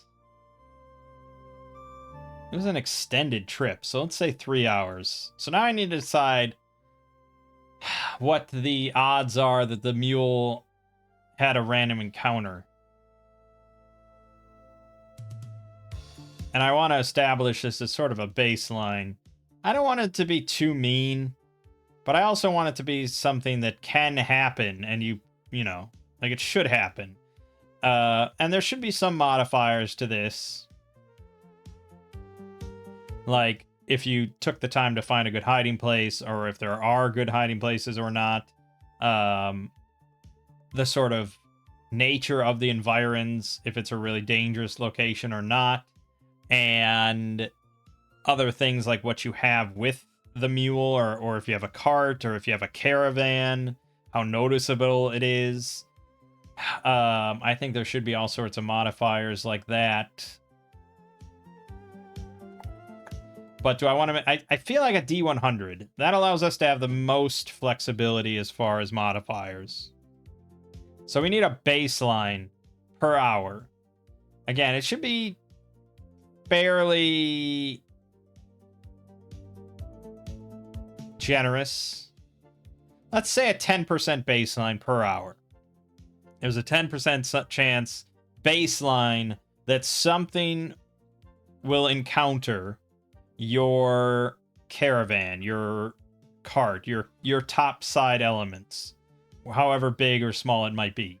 And then, so the modifiers, I'd say size of the caravan or whatever is a modifier, one way or the other. I think just a mule is kind of like a +5 or a -5, so we're at a 5% chance because it's just a mule. But we do have standard rations on the mule, and that's going to be a modifier as well.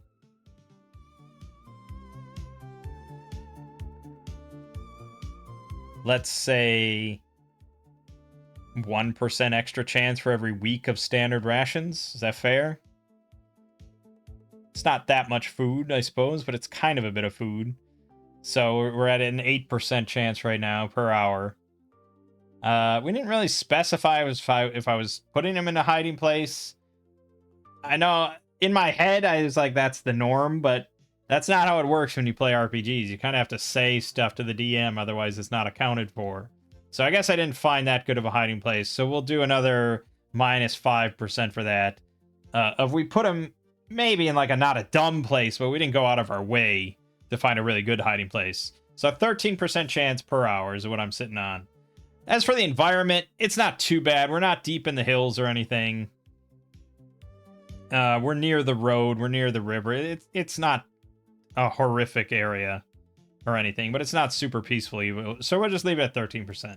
All right, so the first hour, fine. Second hour, fine. Third hour, fine. It really, I mean, most of the time it should be fine. A lot of time you're not even spending that many hours, but hey, you spend like a whole day in a dungeon, which I have heard of people doing. Chances are your shit's fucked. Which is why you often should hire retainers. Because depending on what I roll for a random encounter, they might just avoid the retainers or the caravan or something like that. And you have a really big caravan, I mean, you might, most of the time, probably shouldn't even be a problem. They could camp out there for a week. But if you just have a horse and a cart and it's just sitting there in a dangerous territory, yeah, it's probably going to be gone by the time you get back up. But our mule is still there, thankfully. I know that's really like a nitty-gritty, like, specific way of handling it that's also very vague and just wishy-washy based on how I feel. It describes not a very good system. But I think that's relatively easy to get and easy to implement. Because it shouldn't happen that often, like, per session. There's not, I mean, many sessions that might only happen once or 0 times, where the players are in a dungeon for an amount of time longer than an hour and then come up topside. But you do have to keep somewhat track of the time they spend in the dungeon. I'm pretty sure it was 3 hours. I'm around about. We're going with that. Yeah, as far as speaking of like nerdy, nitty-gritty systems, I picked up another supplement. Of course, I never stop buying shit. This is for Shadow Dark technically, but I've thrown it into my OSR folder because it's mostly going to apply just to any OSR game. It's called Hell March. And this is wargaming rules for Shadow Dark, OSE, and other fantasy RPGs. And this one specifically is mass combat. I don't know what else I don't know if there's other Hell Marches, other volumes. Actually, I'm just going to confirm that right now. I didn't think there was.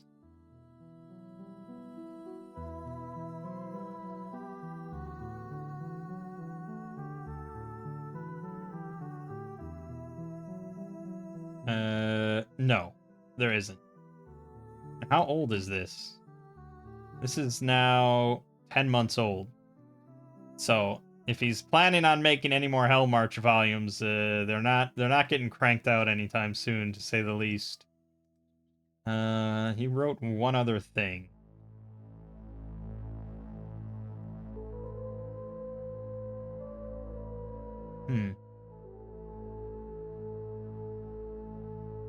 Okay.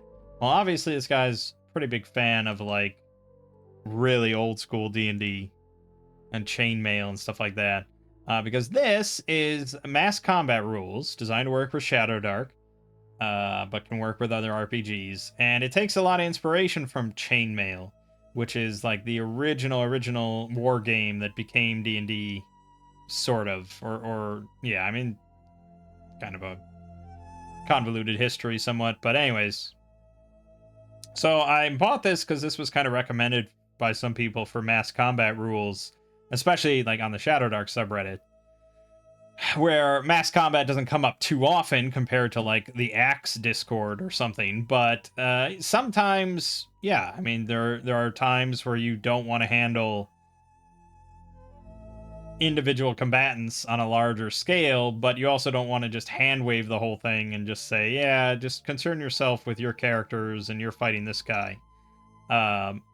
So I read through a bunch of this. And on the one hand, I do really like the rules that we've used before of the one roll combat, where we think of modifiers, we assign just an overall troop strength for both sides, we do one d20 roll, and then based on that, you know, there's casualties on both sides and blah blah blah. This one definitely is more nitty gritty and takes longer and is closer to actually running sort of a combat. Basically, you so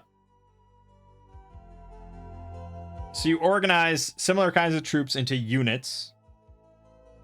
Every troop that you have, so every like guy, gets 1 hit dice unless, you know, there's a few exceptions, I guess, but pretty much everything is 1 hit die. And then a unit, group of troops, is going to roll a number of d6s equal to their troops. So if you have a unit consisting of 20 archers, they roll 20 d6s. And any 6s they roll, that's a kill on an enemy troop. And then it says, having better armor than the enemy, having a leader, charging the enemy, gives units advantages, increasing their hit range to 5 to 6 or 4 to 6, so on and so forth. You can also get disadvantages, which will cancel out advantages and then actually divide the number of hit dice you get to roll. And then characters get to actually lead and command troops. They get multiple hit dice. They get to roll d6 for each level they have. Or they can also like fight enemy leaders or fight powerful creatures on the field using like normal combat rules.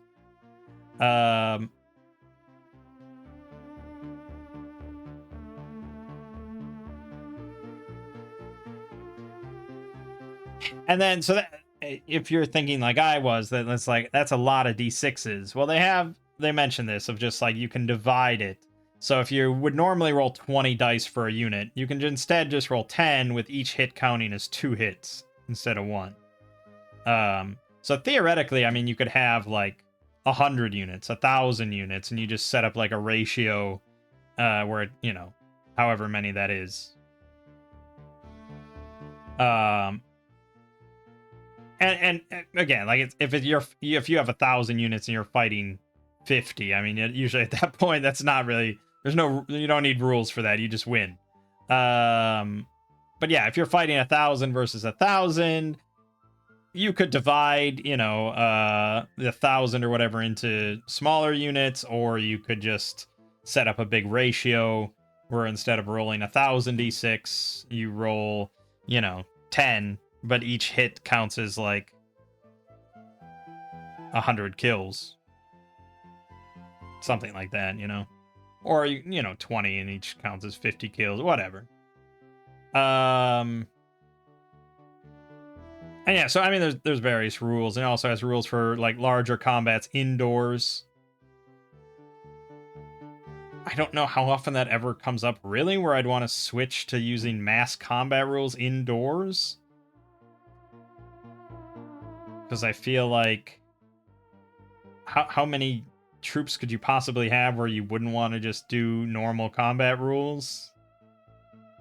But I guess like you picture like a giant cathedral or a castle hall or something, there might be a big melee going on, and you want to actually adjudicate like how it's going to turn out for each side, but also have the characters in there fighting like the archdemon or something. I mean, there could be all sorts of stuff, but I mostly envision outdoor combat.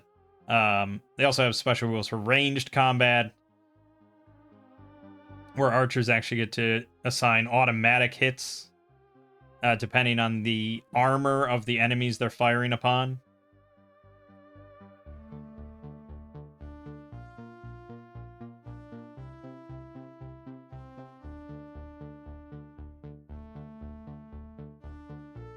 Yeah. Various formations, open order, army building, and they give a nice example of how it might go. Various optional rules and stuff. It's actually, I mean, it was way more extensive than I thought it would be. Because I usually think of Shadow Dark as sort of exemplifying simple and just a lot of hand waving, or just straightforward and just, you know, make it happen and keep going. It's pretty extensive. They have rules for artillery, catapults, cannons, like various types of siege tactics, like burning oil and ladders and a ram.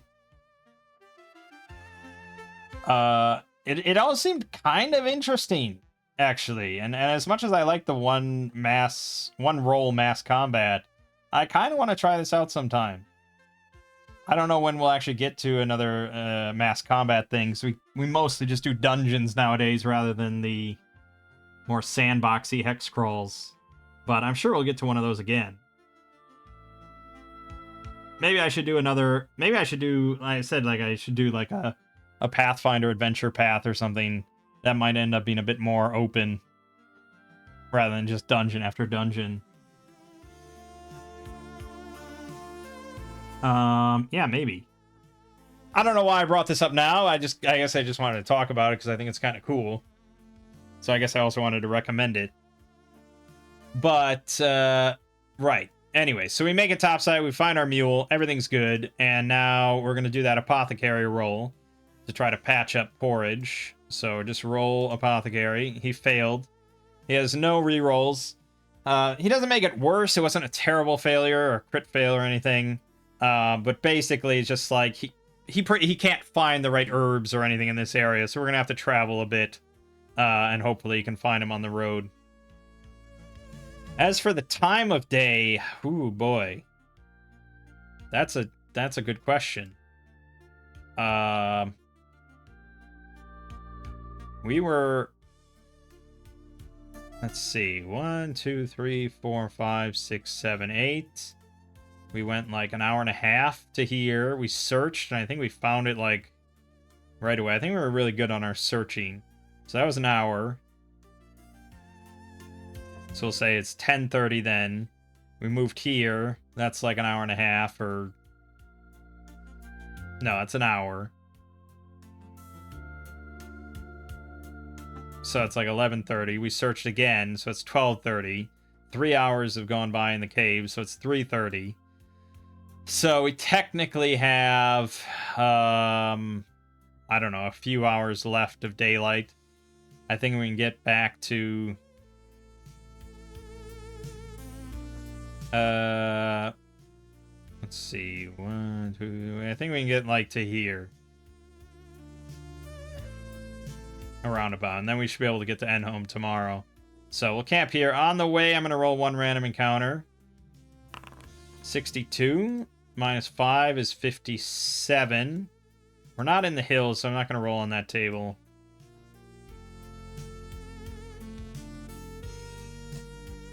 $2d8 gypsies. A band of 2d12 gypsies. Good God.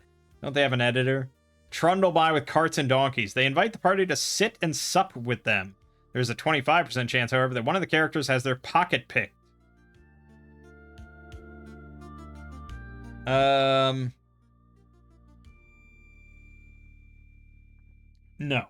We're just gonna keep going. Be gone from us gypsies. I don't think you can use that term anymore, actually. Alright, so we settle down for the night. He's gonna attempt another apothecary check. Okay, he got a great success. So, Porridge is... So now we're going to roll a D2 to determine how many more con failures he has to suffer. Okay, 2 days. So he got it bad, man. So that means that, yeah, tomorrow morning and the next morning, he's going to suffer another 1d4. He could die, theoretically, but he's going to be eating a standard ration tonight. Actually, they're all going to eat standard rations tonight. Fuck it. So we're going to bring that down to 18. Okay, so she recovers 2, and she gets to roll will. Nope, she ain't recovering shit. He's at full health. He rolls will. Great success is exactly what I wanted. So he's going to go back up to 7 con. And Nathun. Success. He'll get a reroll back. Excellent. Porridge is not going to be on watch tonight, so it's just Tarthona and Nathun on watch. And we roll a D100. 30 plus 5, I think, for it being nighttime. Yep, that's 35. No encounter. Excellent. He wakes up in the morning in pain, but he only loses 1 con. So now he's going to be perfectly fine. And we ride. We're going to roll 1 more encounter. This is -5 for daylight, and we're going to be on the Trader's Way, so -10. 74. 1d3 giant bees. Great. How many giant bees is it? 2 giant bees.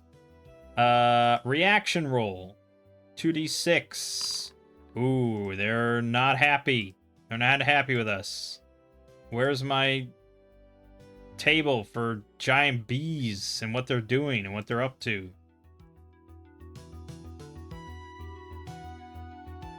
Oh, that's killer bees, but it's close enough. 71. Plunging their stings futilely into an oblivious skeleton. Okay, that's fine.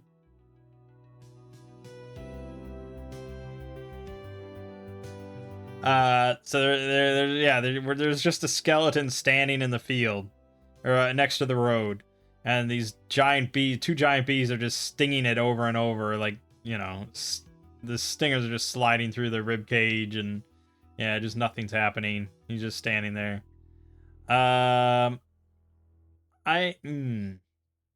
If Porridge wasn't in such poor shape, I'd say we'd probably want to destroy the skeleton. But I could see us just riding past. I don't think... Can horses outrun giant bees? Good question.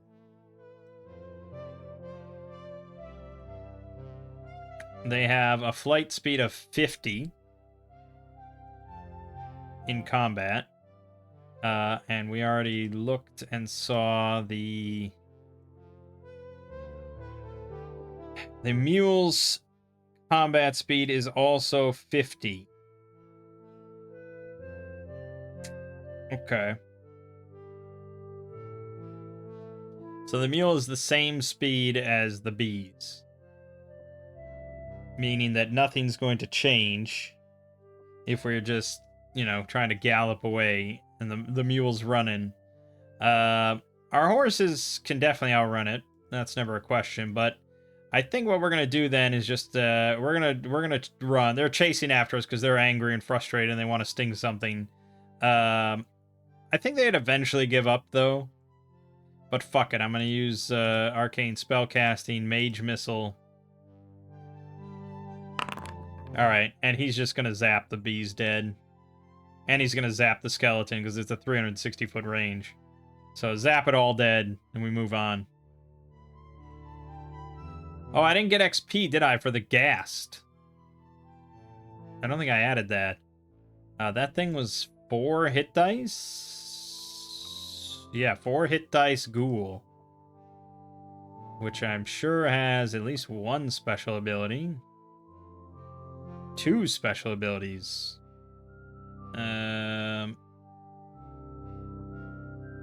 Not sure quite what it counts as its 2 special abilities.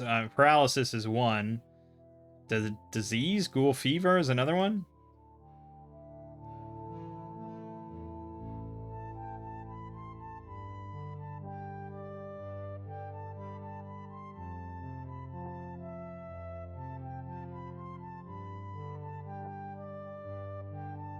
Oh, yeah, and he did get paralyzed, I'm pretty sure, right? He went down and I didn't roll, but I am pretty sure he got paralyzed, so I think he is also diseased with ghoul fever. Oh, if it loses 50% or more of its total HP fighting them, he's automatically infected. Right. So, he'll turn into a ghoul in 2d6 days.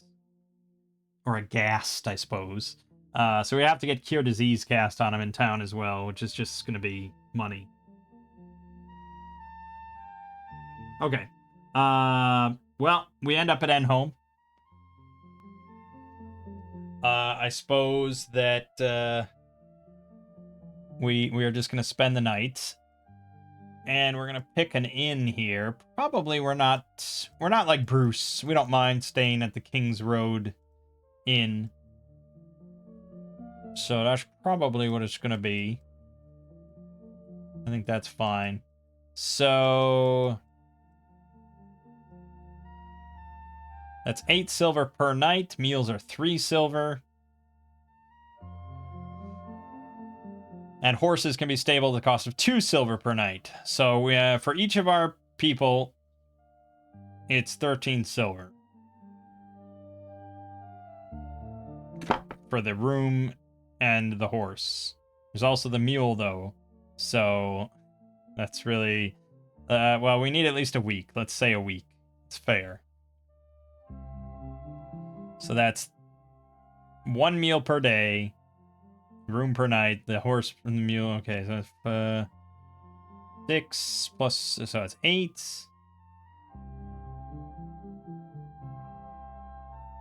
Plus 24. So that's 32. Plus 9. 41 silver per day. Times 7. 41 times 7. 287 silver. 28 gold, 7 silver. 28 gold, 7 silver. So we'll tip them, because fuck it. And that would be 29 gold. It's not much of a tip, but I don't care. 50, 58. Thing. Okay.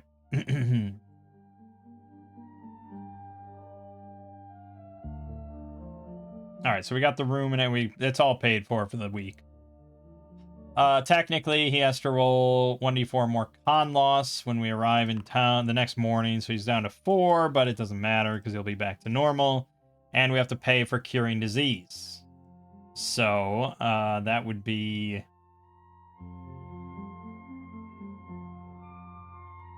Cure Disease, which is a level 3 divine spell. Good. So then we're going to go here. Level 3 divine costs 45 gold if we're of the appropriate faith. Again, it's a big city. He's a lawful cleric, so I don't think it's that far-fetched. So probably just 45 gold. Brings us down to 413 gold. We also get our XP. And I'm sure that I've missed some XP here, right?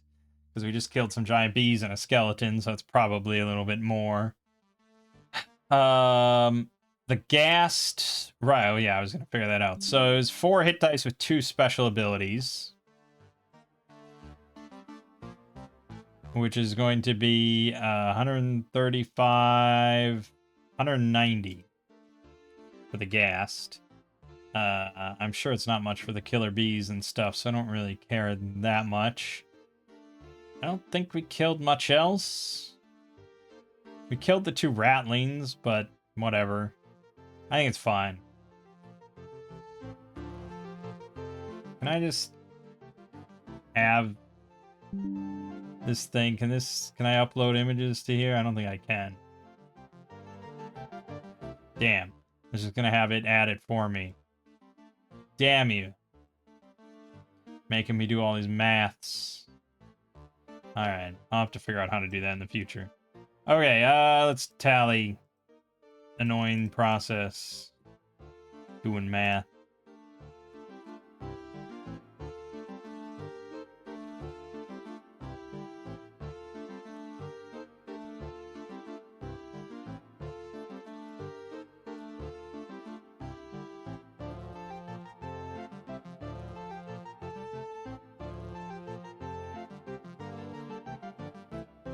Alright, divided by 3. 573. Okay, 573 plus 2434. 3007. Damn. That place is not bristling with treasure. I was really optimistic when we found a magic weapon in the third room. But no, it didn't carry on from there. How much do we miss? Like, if we went to these other deep rooms here, like, you know, if we'd cleared out the kobolds or the ratlings. The big ratling guy had, like, 29 gold and a ruby worth 50. Not much. Oh, here, 300 gold and a potion of heroism. So that's sort of okay, yeah, that's something.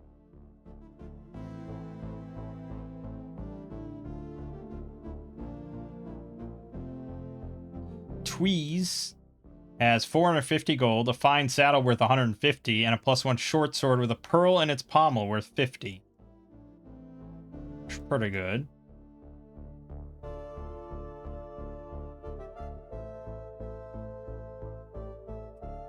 Water Mephit has 3 moonstones worth 50 gold pieces each and a +1 dagger. Gold necklace here, buried, worth 200. A grouchy dwarf. Not much. Zemper. Oh, the immature black dragon. That's right. Jesus. 8 hit dice. How is that only 24 hit points? It should be 36 on average. So he's just really like a weak version, or they specifically nerfed him to give people a chance. But it says, obviously no party of low-level adventurers is going to defeat an immature black dragon, though they should be allowed to die trying. This is alright. The dragon should shock and frighten them and serve as a warning that not all foes in this dungeon are going to be level appropriate. What's more, Zemper provides a good goal. By mid-level, they should be able to return to this cave and defeat the black dragon. I mean, it doesn't seem that insane. 17 AC, 24 hit points. Like, yeah, again, but I'm speaking from a Tales of Argosa perspective. From, like, an OSE or a Sword and Wizardry perspective, it's probably quite a bit trickier. You're not going to have nearly as many bonuses to your rolls or tricks up your sleeve. Like, it's pretty unlikely to land a hit on 17, and you're not going to do that much damage. No major exploits. Yeah.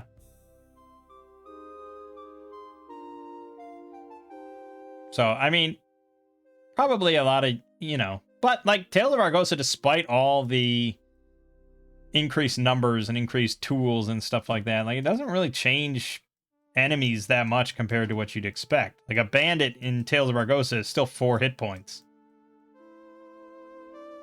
You know, that it is what it is. I think maybe on average it does slightly higher hit dice for a lot of things than when we look at comparisons, so maybe it gives a bit more hit dice. Like, our giant centipedes 2 hit dice normally? No, they're half a hit dice for 2 hit points.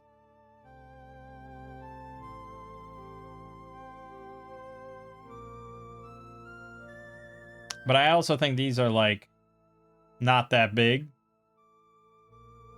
I don't know how big they're meant to be. Oh, foot long, so 1 foot long. Here, they're 4 feet long. But it still has them appearing at 2d12 numbers, which is the same as this little version. So it's just like some monstrous reality where everything's just way bigger for some reason. And that's okay. I mean, sometimes I'll want 4 foot long giant centipedes. Other times I just want the 1 foot long ones that are a lot weaker.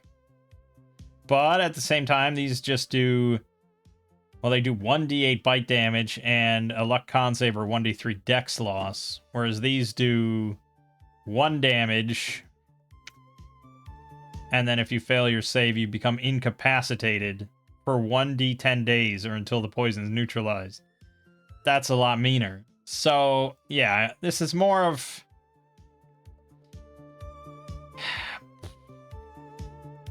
I don't know. I guess it's a lot more modern is how I would describe it. Anyways, where are we at? What are we doing? Oh, we're doing a long rest. We got our XP. It's all applied. We want to do shopping as well. So, things we can sell. If it's not treasure, the rate is usually 50%. So, the grappling hook that we have that's extra is going to be 12 gold, 5 silver. The 2 thieves tools that we have, they'll add up to be 25 gold. So, we're talking about 37 gold, 5 silver off of those 3 things.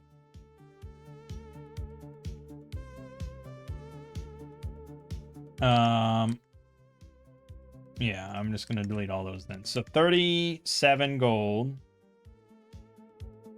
37.5 gold. Then we have all the treasure we picked up.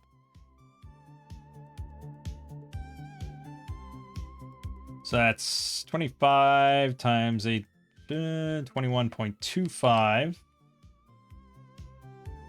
That's fine. 50 is going to be, I don't remember ever. It's something 41 or something 42.5. So together, that's going to be 85. Oh, yeah, I guess I could have added that together. And then the 300 gold, that's going to be 85 times 3, or I can just do this and not worry about it. 255. So that's for all that shit. Sold, my good sir. He doesn't have anything else, and he didn't pick up really anything, so that's it. That's our money. So, 413 plus 37.5 plus 21.25, 85, 255, 811 gold, and fine, we'll just say 7 copper. 811 gold. 7 silver. So that's going to be now 2 slots, which means technically a little, we're technically a little overweight on the mule. But we'll take the torches off of here.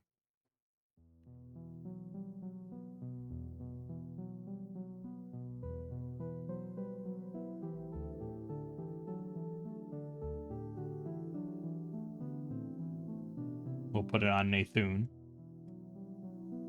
Purchases. Well, yeah, we wanted iron spikes, I think. That's sensible. So we're just going to add those right now.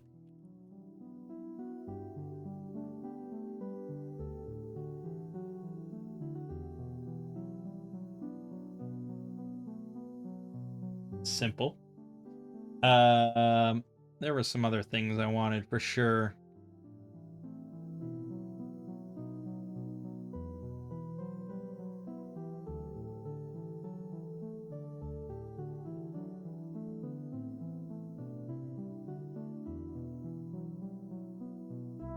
We could try to find Nathun a mentor of some kind, a wizard, to try to teach him a spell. Or, I mean, really, he doesn't even have to teach it. Honestly, it's the formula, right? Like, basically, we're just going to a wizard and paying him so that we can copy one of his formula into my book.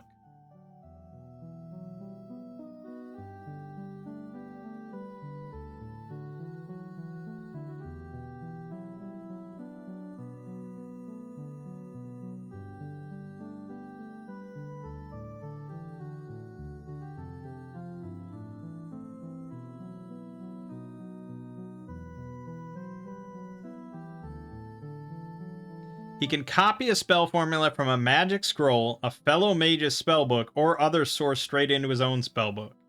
at a rate of 1 page per day of dedicated activity.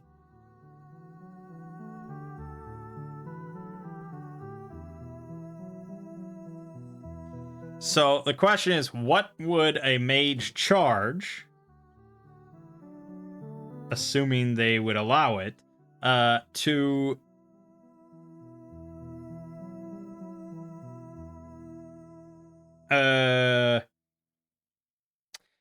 allow another mage to copy his formula? Like, is this like a secret family recipe kind of thing, or is there someone out there just like, yeah, come on in, 100 gold and you can copy one whatever you want, one spell?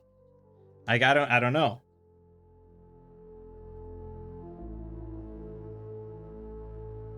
I'm kind of curious. Let me go check on the Discord real quick. See if anyone has mentioned this thought.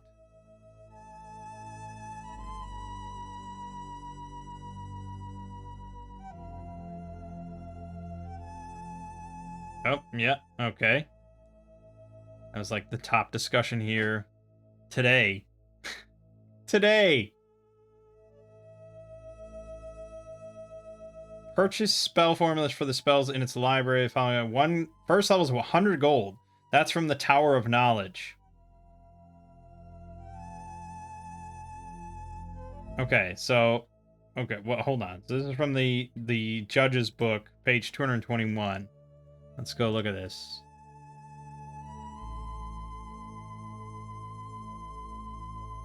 What, 220...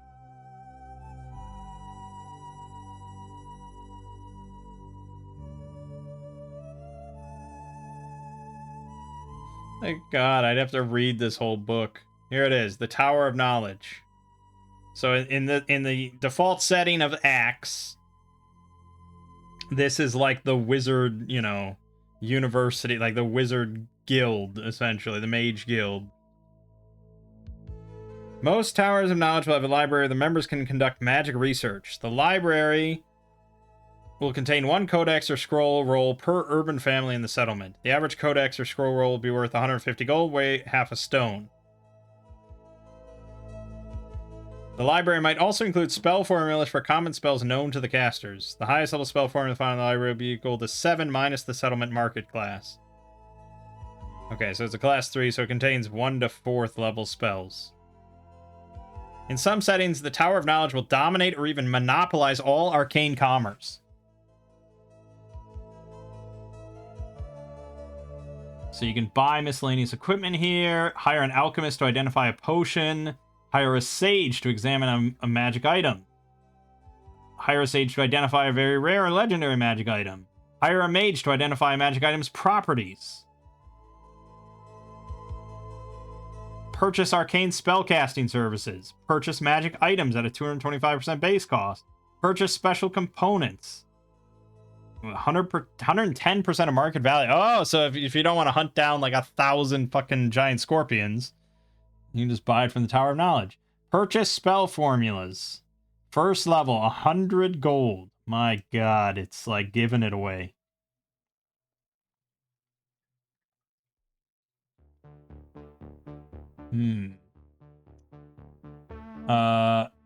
Right. Joining the Tower of Knowledge. If you place a Tower of Knowledge of any sort in your settlement, the arcane spellcasters in your group will almost certainly want to join. The exact nature and requirements of joining will vary depending on your setting. Is it by application, like a college or guild? By invitation, like a secret society? By birth? Are there minimum level requirements? Dues? For your reference, here are the mechanics by which adventurers can join the Tower of Knowledge in the Oran Empire. Must be a citizen or sponsored by a citizen, a patrician citizen, able to cast arcane spells, brew potions, or identify magic items, or 0-level apprentices with int 9+. Applicant present themselves to the Grand Foyer and pay an application fee of 10 gold. They are then interviewed by the provost in the region after a waiting time of 1d4 weeks. During the interview, their spell books are inspected. Applicants with any death or necromancy spells in their repertoire are ineligible for admission. At the conclusion, they must roll 2d6, modified by your int bonus and the level of the most powerful spell in your repertoire. +1 for each of your proficiencies, +1 for 10,000 gold of treasure and magic items gifted to the tower. course. Much like the real world, you can buy your way in. +4 if the applicant has collegiate wizardry, meaning he was trained at the Tower of Knowledge or similar academy. If the modified result of the roll is 12+, the applicant is admitted.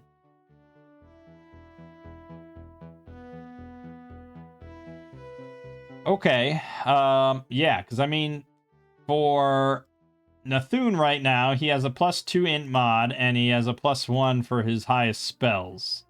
So he would have a +3. We don't play with proficiencies, so that's sort of right the fuck out.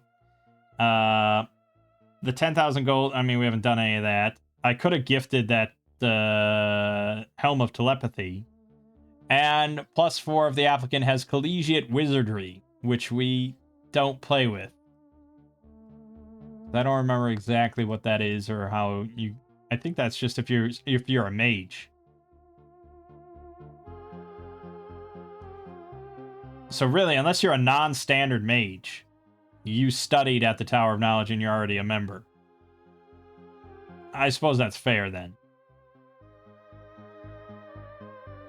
Like, in Axe, if you make a mage, you have this. You have started. And it says here, you can assume first level mages with collegiate wizardry begin play as members. Mid to high level mages who have performed notable service to the Empire may be personally invited to join the tower. I don't know, how would you get to be a high level mage and not start as a mage? I don't remember multi-classing in Axe, but maybe it exists. But certainly, like, yeah, if Porridge multi-classed in Tales of Argosa over to picking up some arcane spellcasting, he would not be an automatic member. It'd be quite tricky for him to join. But yes, I suppose then, as long as we picked Magic User as our class, I don't see why we wouldn't be a member. And if we weren't, then we'd automatically add +4 to our roll for the application, which would be pretty likely to join then. We'd have a +7 on the roll. There you go, no problem. Even if I wasn't already a member. That's if I want to put the Tower of Knowledge in my game settings, but I kind of like the idea, and I like to follow Axe as much as I can, so I like it.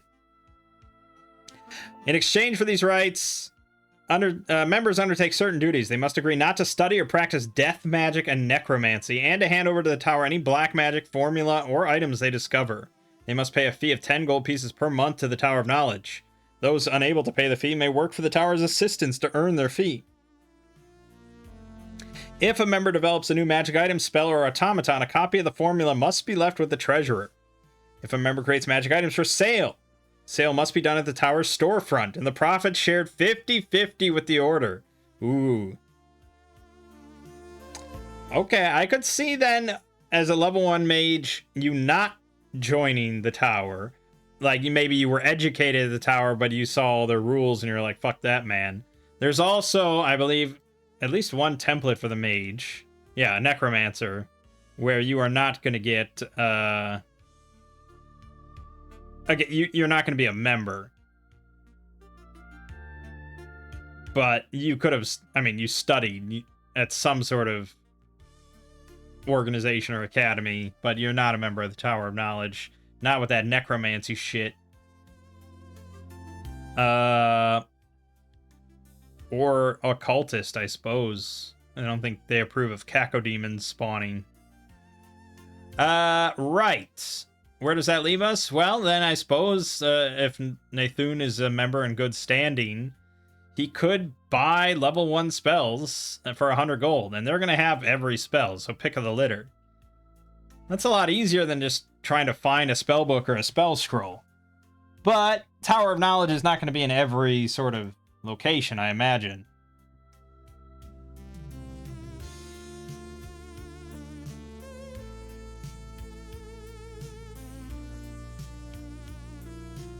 Yeah, it doesn't really say... It doesn't really say, I guess, where they're all located.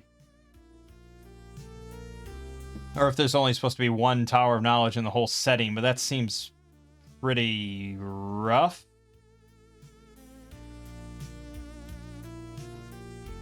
I think. Doesn't that seem kind of insane with how big these worlds usually are?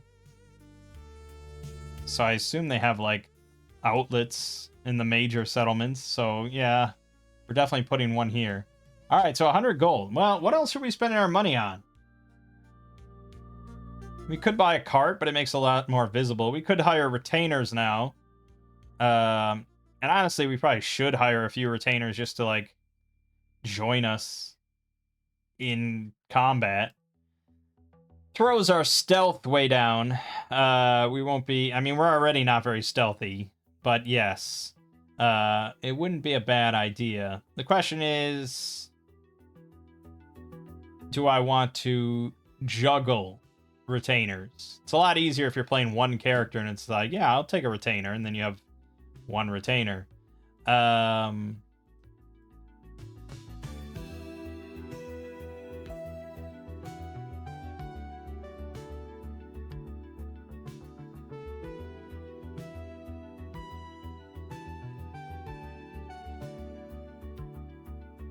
I mean, yeah, we're going to strip it down to sort of its most basic, of just like, yeah, you just get to roll an extra attack during combat kind of thing. I think it's sort of like Trixie, I suppose, in that I'm not going to tend to target them. But if it's an AoE or some sort of big trap room or some sort of big effect, like, they're going to be there. They exist. But as far as combat, I'm not going to suddenly say, like, oh yeah, the giant bee is going to attack retainer number 3. Like, nah, I'm not going to bother with all that. If the players die, the retainers die. Done. Yeah, it's basically just like an extension of your arm for another attack. So, let's see. Let's go through the fun process of hiring. Shouldn't be too much trouble to just get a couple of them. And I think we're specifically looking for henchmen.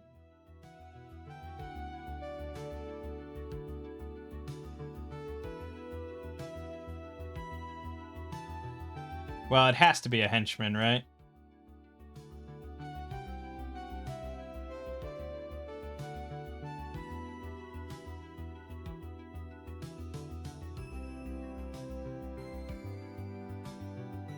Mercenaries only do, war. They wage war. Specialists are, specialists in various things, like if we need a lawyer. So pretty much everything else is going to get rolled up into henchmen.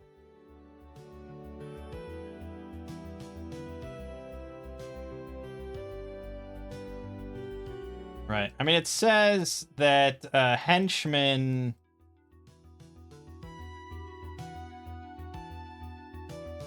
typically paid a monthly fee for food, lodging, and expenses, as well as a half share of any treasure.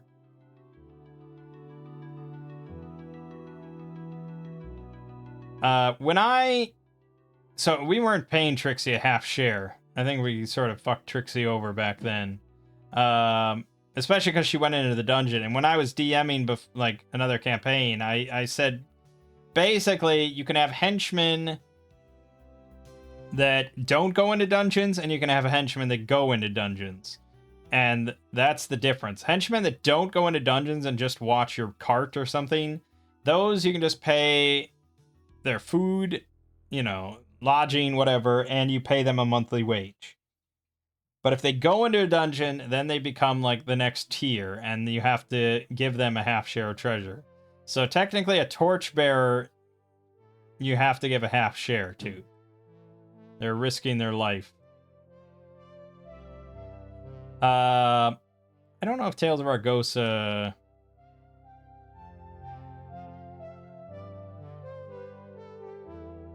It just says non-combatants, such as a torchbearer. And then it says mercenaries. So, I mean, completely, like, similar terminology across all sorts of games. Like, Tales of Argosa has mercenaries, which are the ones that go in a dungeon and will fight and all that, and then non-combatants, such as torchbearers or whatever. Mercs cost 10 gold per day, non-combatants 3 gold per day. Doesn't even make mention of a half share of treasure or anything.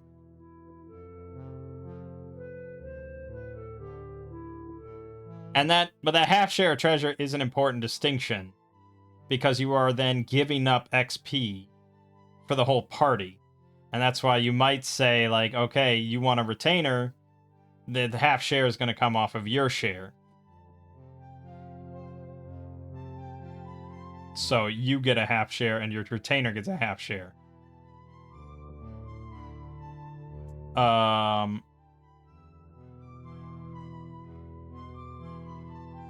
Yeah, and I think I said that because I specifically didn't like the idea of just, like, guards that are just gonna stand guard outside the dungeon and watch your mule for you get a fucking half share of your, 8,000 gold piece treasure. Like, fuck that. You get your wage, and that's it. And you're happy, and I feed you, and that's it. So I still stand by that. But if we want to actually have some guys come with us, then we're gonna have to give up a half share. So then we probably are just gonna go with 2 retainers, 2 henchmen. We can hire first level henchmen, so you have to pay them 25 gold per month. And they're basically, we're splitting the shares 4 ways instead of 3. Which means it's going to take even longer to get to level 3, but we'll have 2 extra swords swinging. Yeah, that's probably what we're going to do. Okay, so cost per week, yeah, okay, right, so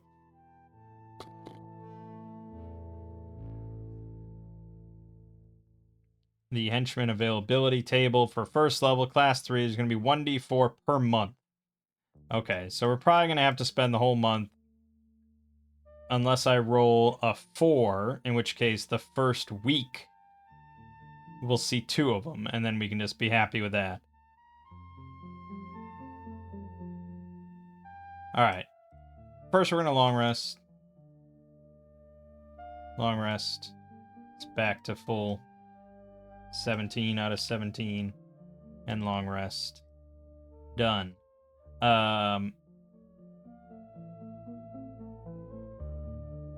Okay, so let's roll the d4. 4. Alright, so we only have to wait a week. Excellent. I don't know how strenuous it is to search for mercenaries, so I guess we'll combine our long rest and the search. I mean, I don't imagine long rest is just us in bed all day, but maybe that's just me. So we're just gonna have to spend 1d8 plus 5 gold for this week. That's 11. That's gonna go down to 800 even. Also, I bought the iron spike, so we'll just say it costs 7 silver. I don't remember what it costs, but something like that.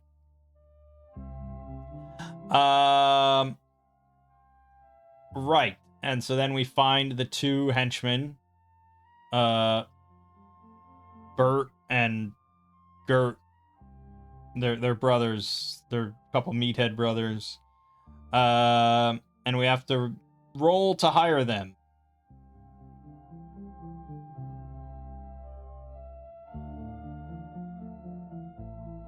So this will be Tarthona's roll, because she gets +1. So a 2d6 +1. And we're probably going to have to offer a signing bonus, unfortunately. So a month pay for both of them as a signing bonus is +2. So we're going to cough up a total of 100 gold here, at least. Alright, so for Bert, this is going to be 50 gold signing bonus. No way, weren't they 25?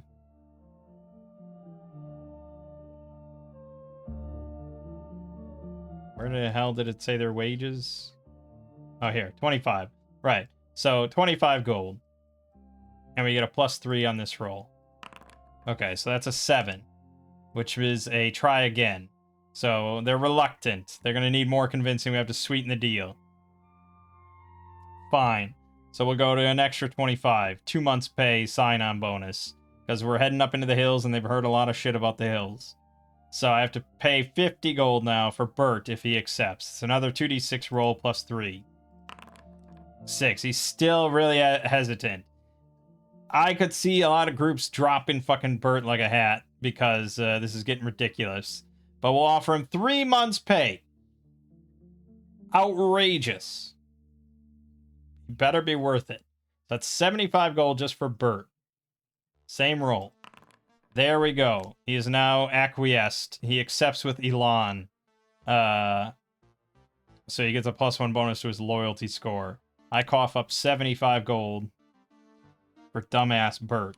Now I have to get his meathead brother, Gert. I'll offer 25 gold. Although, I think I've damned myself because I feel like they probably would communicate and say, hey, hold out for 75. But they're meatheads. Let's see if they communicated. 2d6 plus 3. 8. He did. They did communicate. So 50 gold. Nope. Try again. 75 gold. No. Gert's... It feels like he could squeeze more out of me. Fine. 100 gold. Final offer. He refuses again. Well, Gert, you're done for. Peace out. I'm not going higher than 100. So that's it. We just got Bert. He's going to leave Gert behind. It's annoying because now I have to figure out the half share treasure instead of a full share, but the least of my concerns. Okay, so we got Bert.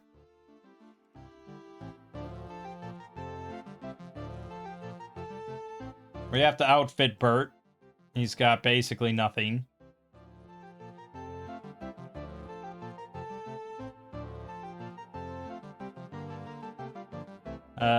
So it's 25 gold per month.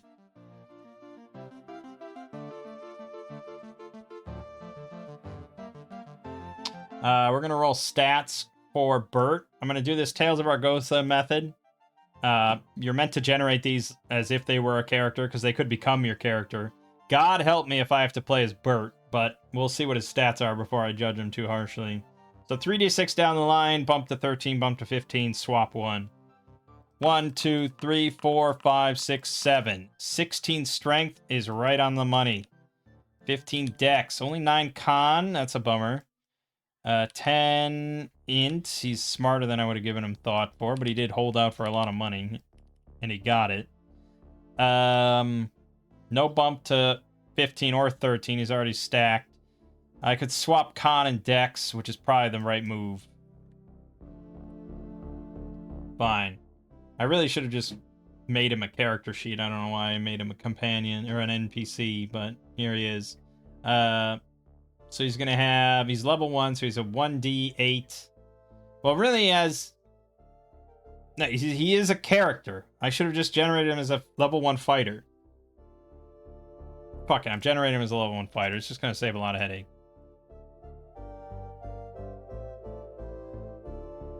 Okay. He can't be anything but a human. I mean, come on. Bert.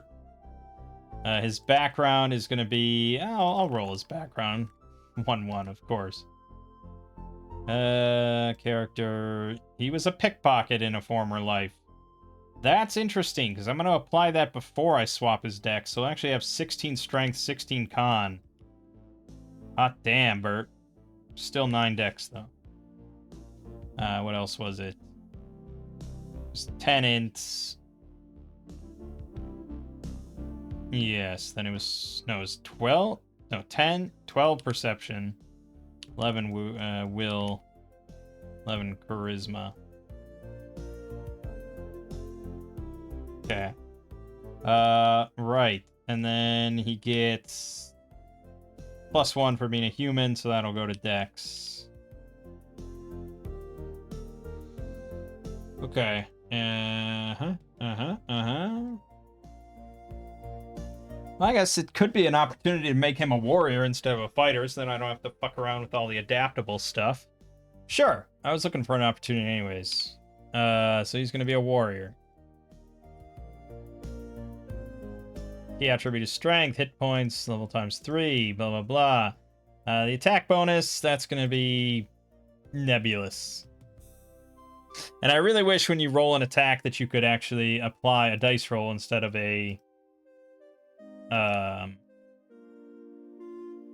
instead of just a flat number. but it didn't seem to be the case. So he gets an initiative bonus at level 1 equal to his level, so +1. He'll never roll initiative. He's a retainer. He's not actually a party member or anything. That's why he gets a half share. He's not a full character we're adding to the group, but we're building him as if he was.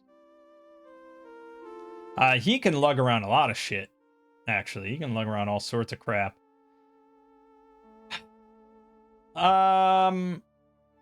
Okay. I mean, we're just gonna equip him with stuff, and I'm just gonna spitball the money involved because I don't want to calculate everything. Sword is 10. Should we make him a two-handed one? It's a little cheesy to make him two-handed because he's not really going to get targeted much, so he doesn't need a shield. But yes, I guess we'll make him... No, fuck it. I'm going to give him a spear. He's going to two-hand a spear. That way I can at least argue that he's in the second row behind the others. So he's not going to get the D10, but he'll have a spear. So a spear is 3. That's all he really needs. And then for armor, again, I don't want to spend too much on him. So we'll just spend 30 for scale. So 33 gold. We'll buy him, I don't know, a crowbar, 34. A bedroll, 35.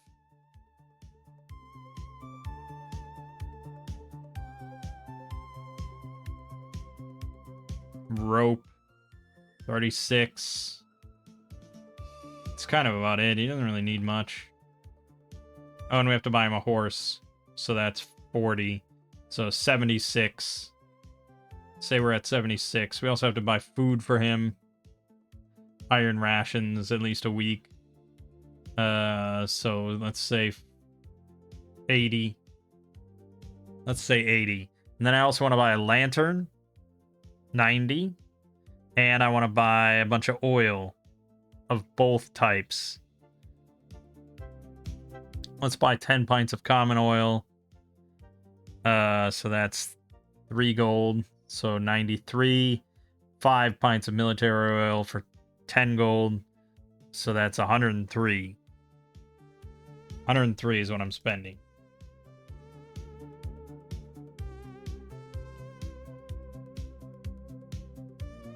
Okay. And we're going to have Bert carry a lot of this shit. So we're giving him as a weapon a spear. Spear, spear, spear.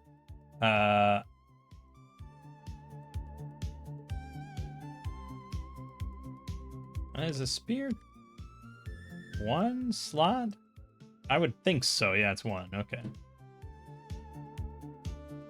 It's going to be 1d8 damage, blah, blah, blah. For armor, he gets scale armor. +3 AC, -2 swimming, stealth.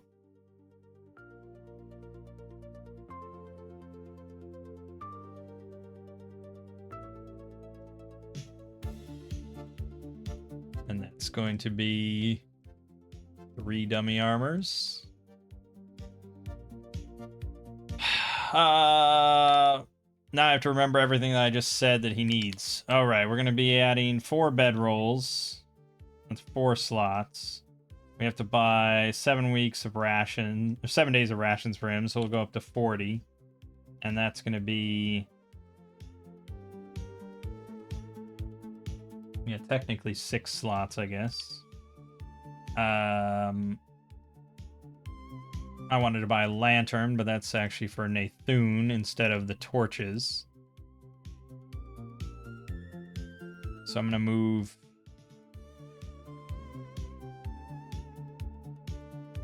yeah, we'll shift some torches over to Bert. He'll still carry some, but... lantern. And that's going to be, I'm pretty sure, 0.25. I can't imagine otherwise.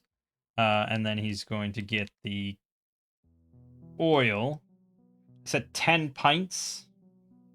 That's going to be 2.5 slots if I want him to carry all 10 pints of oil.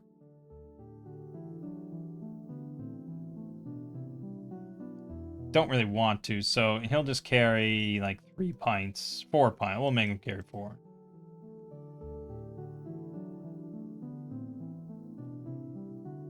Uh, 4. That'll be 1 slot. Yeah. Okay, we'll have Bert carry the other 6 pints. 1.5. Okay. The military oil is also 1/6. I bought 5, so we'll have just 2 go here for 0.5.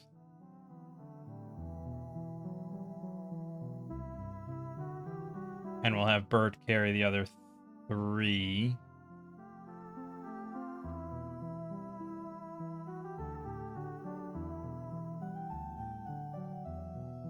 Okay. I think that's good for that.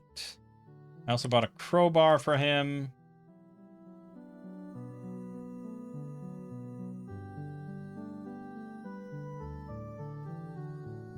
Is 1/6.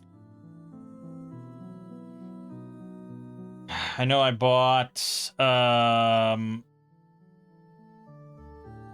the bedroll, but I put that in there. The oil we bought the rations. I think maybe I bought rope. All right, we'll give him rope. You never go without you can never have enough rope. Okay. Now Gunther is a little full here. He's got 10, 12, 21, 27. So we need to ditch some stuff. I'm going to ditch 100 feet of rope off of Gunther. And that's going to go on to Bert. So he's going to have 150 feet, which is 3 slots. Done. Okay. Bert is faceless and nameless until maybe he eventually becomes a character, but I would hope not. But, I mean, if one of these characters dies, yes, he will become the new character. He's not really that bad. I just don't like him because he extorted money out of me. Yeah. And so then he got the +1 initiative. He gets not much else at level 1, really. Well, he gets skills, if that ever is relevant. And that's it at level 1. So yeah, I mean, it's just a question of how we want to, or how we're able to apply this, because I can't add 1d3. I can't add any dice numbers. I don't think so. I wish you could, but I don't think you can. So I have to just manually then roll normal and roll a d3 with it, which is fine. I wish, yeah, there's just no way to do it as far as I'm aware.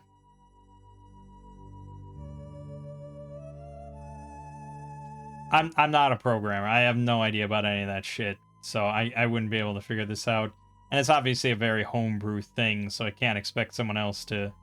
I mean, I do think it's a little strange that you can't add a dice modifier of an extra dice roll of any kind. I thought that was a little odd, because you'd think that would come up from time to time. But I guess, yeah, by default in the rulebook, I don't think there's any time where it adds an extra damage die. So, it is what it is.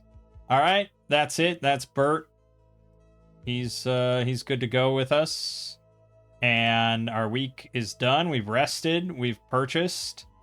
I think we're good to continue. Unless I want to do any other purchases. I have 620. Oh, his spells. That's right. That's right. I could buy like 6 spells. What would I want? Assuming I have access to any level 1 spell of Arcane. Well, not the necrotic ones or the demon summoning ones or anything like that. Slumber is probably priority numero uno. It's really hard to beat that. It's really fucking hard to beat that. I'd also say Earth's excrescence for AoE purposes. Maybe those two. Okay, let's go with those two. So I'm going to spend 200 gold. And we're going to add Slumber and Earth's excrescence. I'll do that on my own time because that takes a little bit of shit. And this video is pretty much done. As far as our next step, well, we could go straight back to the cave. Go straight back down to the second level. And start exploring the city of Barakus. Which is pretty tempting. I mean, that's what we've been building up for. But also a little harrowing. I'm tempted. I don't know why. Because I feel like it's the sort of thing we could find in like 1,000 other modules. But I am tempted to go after that Goblin Tower for Jimmy Dean to get his books. Where was that?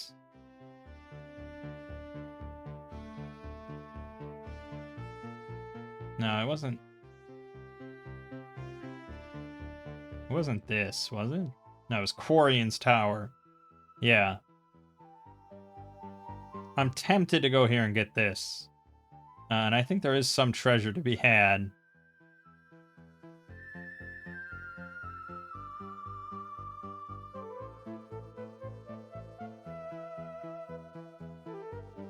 Yeah, there's definitely treasure to be had. There's also fucking danger to be had. But look at that spell book I could get. Up to 7th level. Oh my god. And I don't think he'll begrudge me if I copy some of that shit down. Oh, the time it takes to copy all that is massive.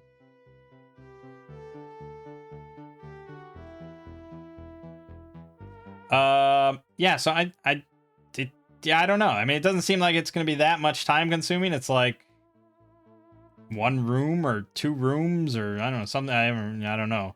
But we might stop there before continuing on to Lost City. So that'll be the plan. All right, but for now, my name is Mang. This has been Solo Roll Manging. I'll see you fine folks in the next part.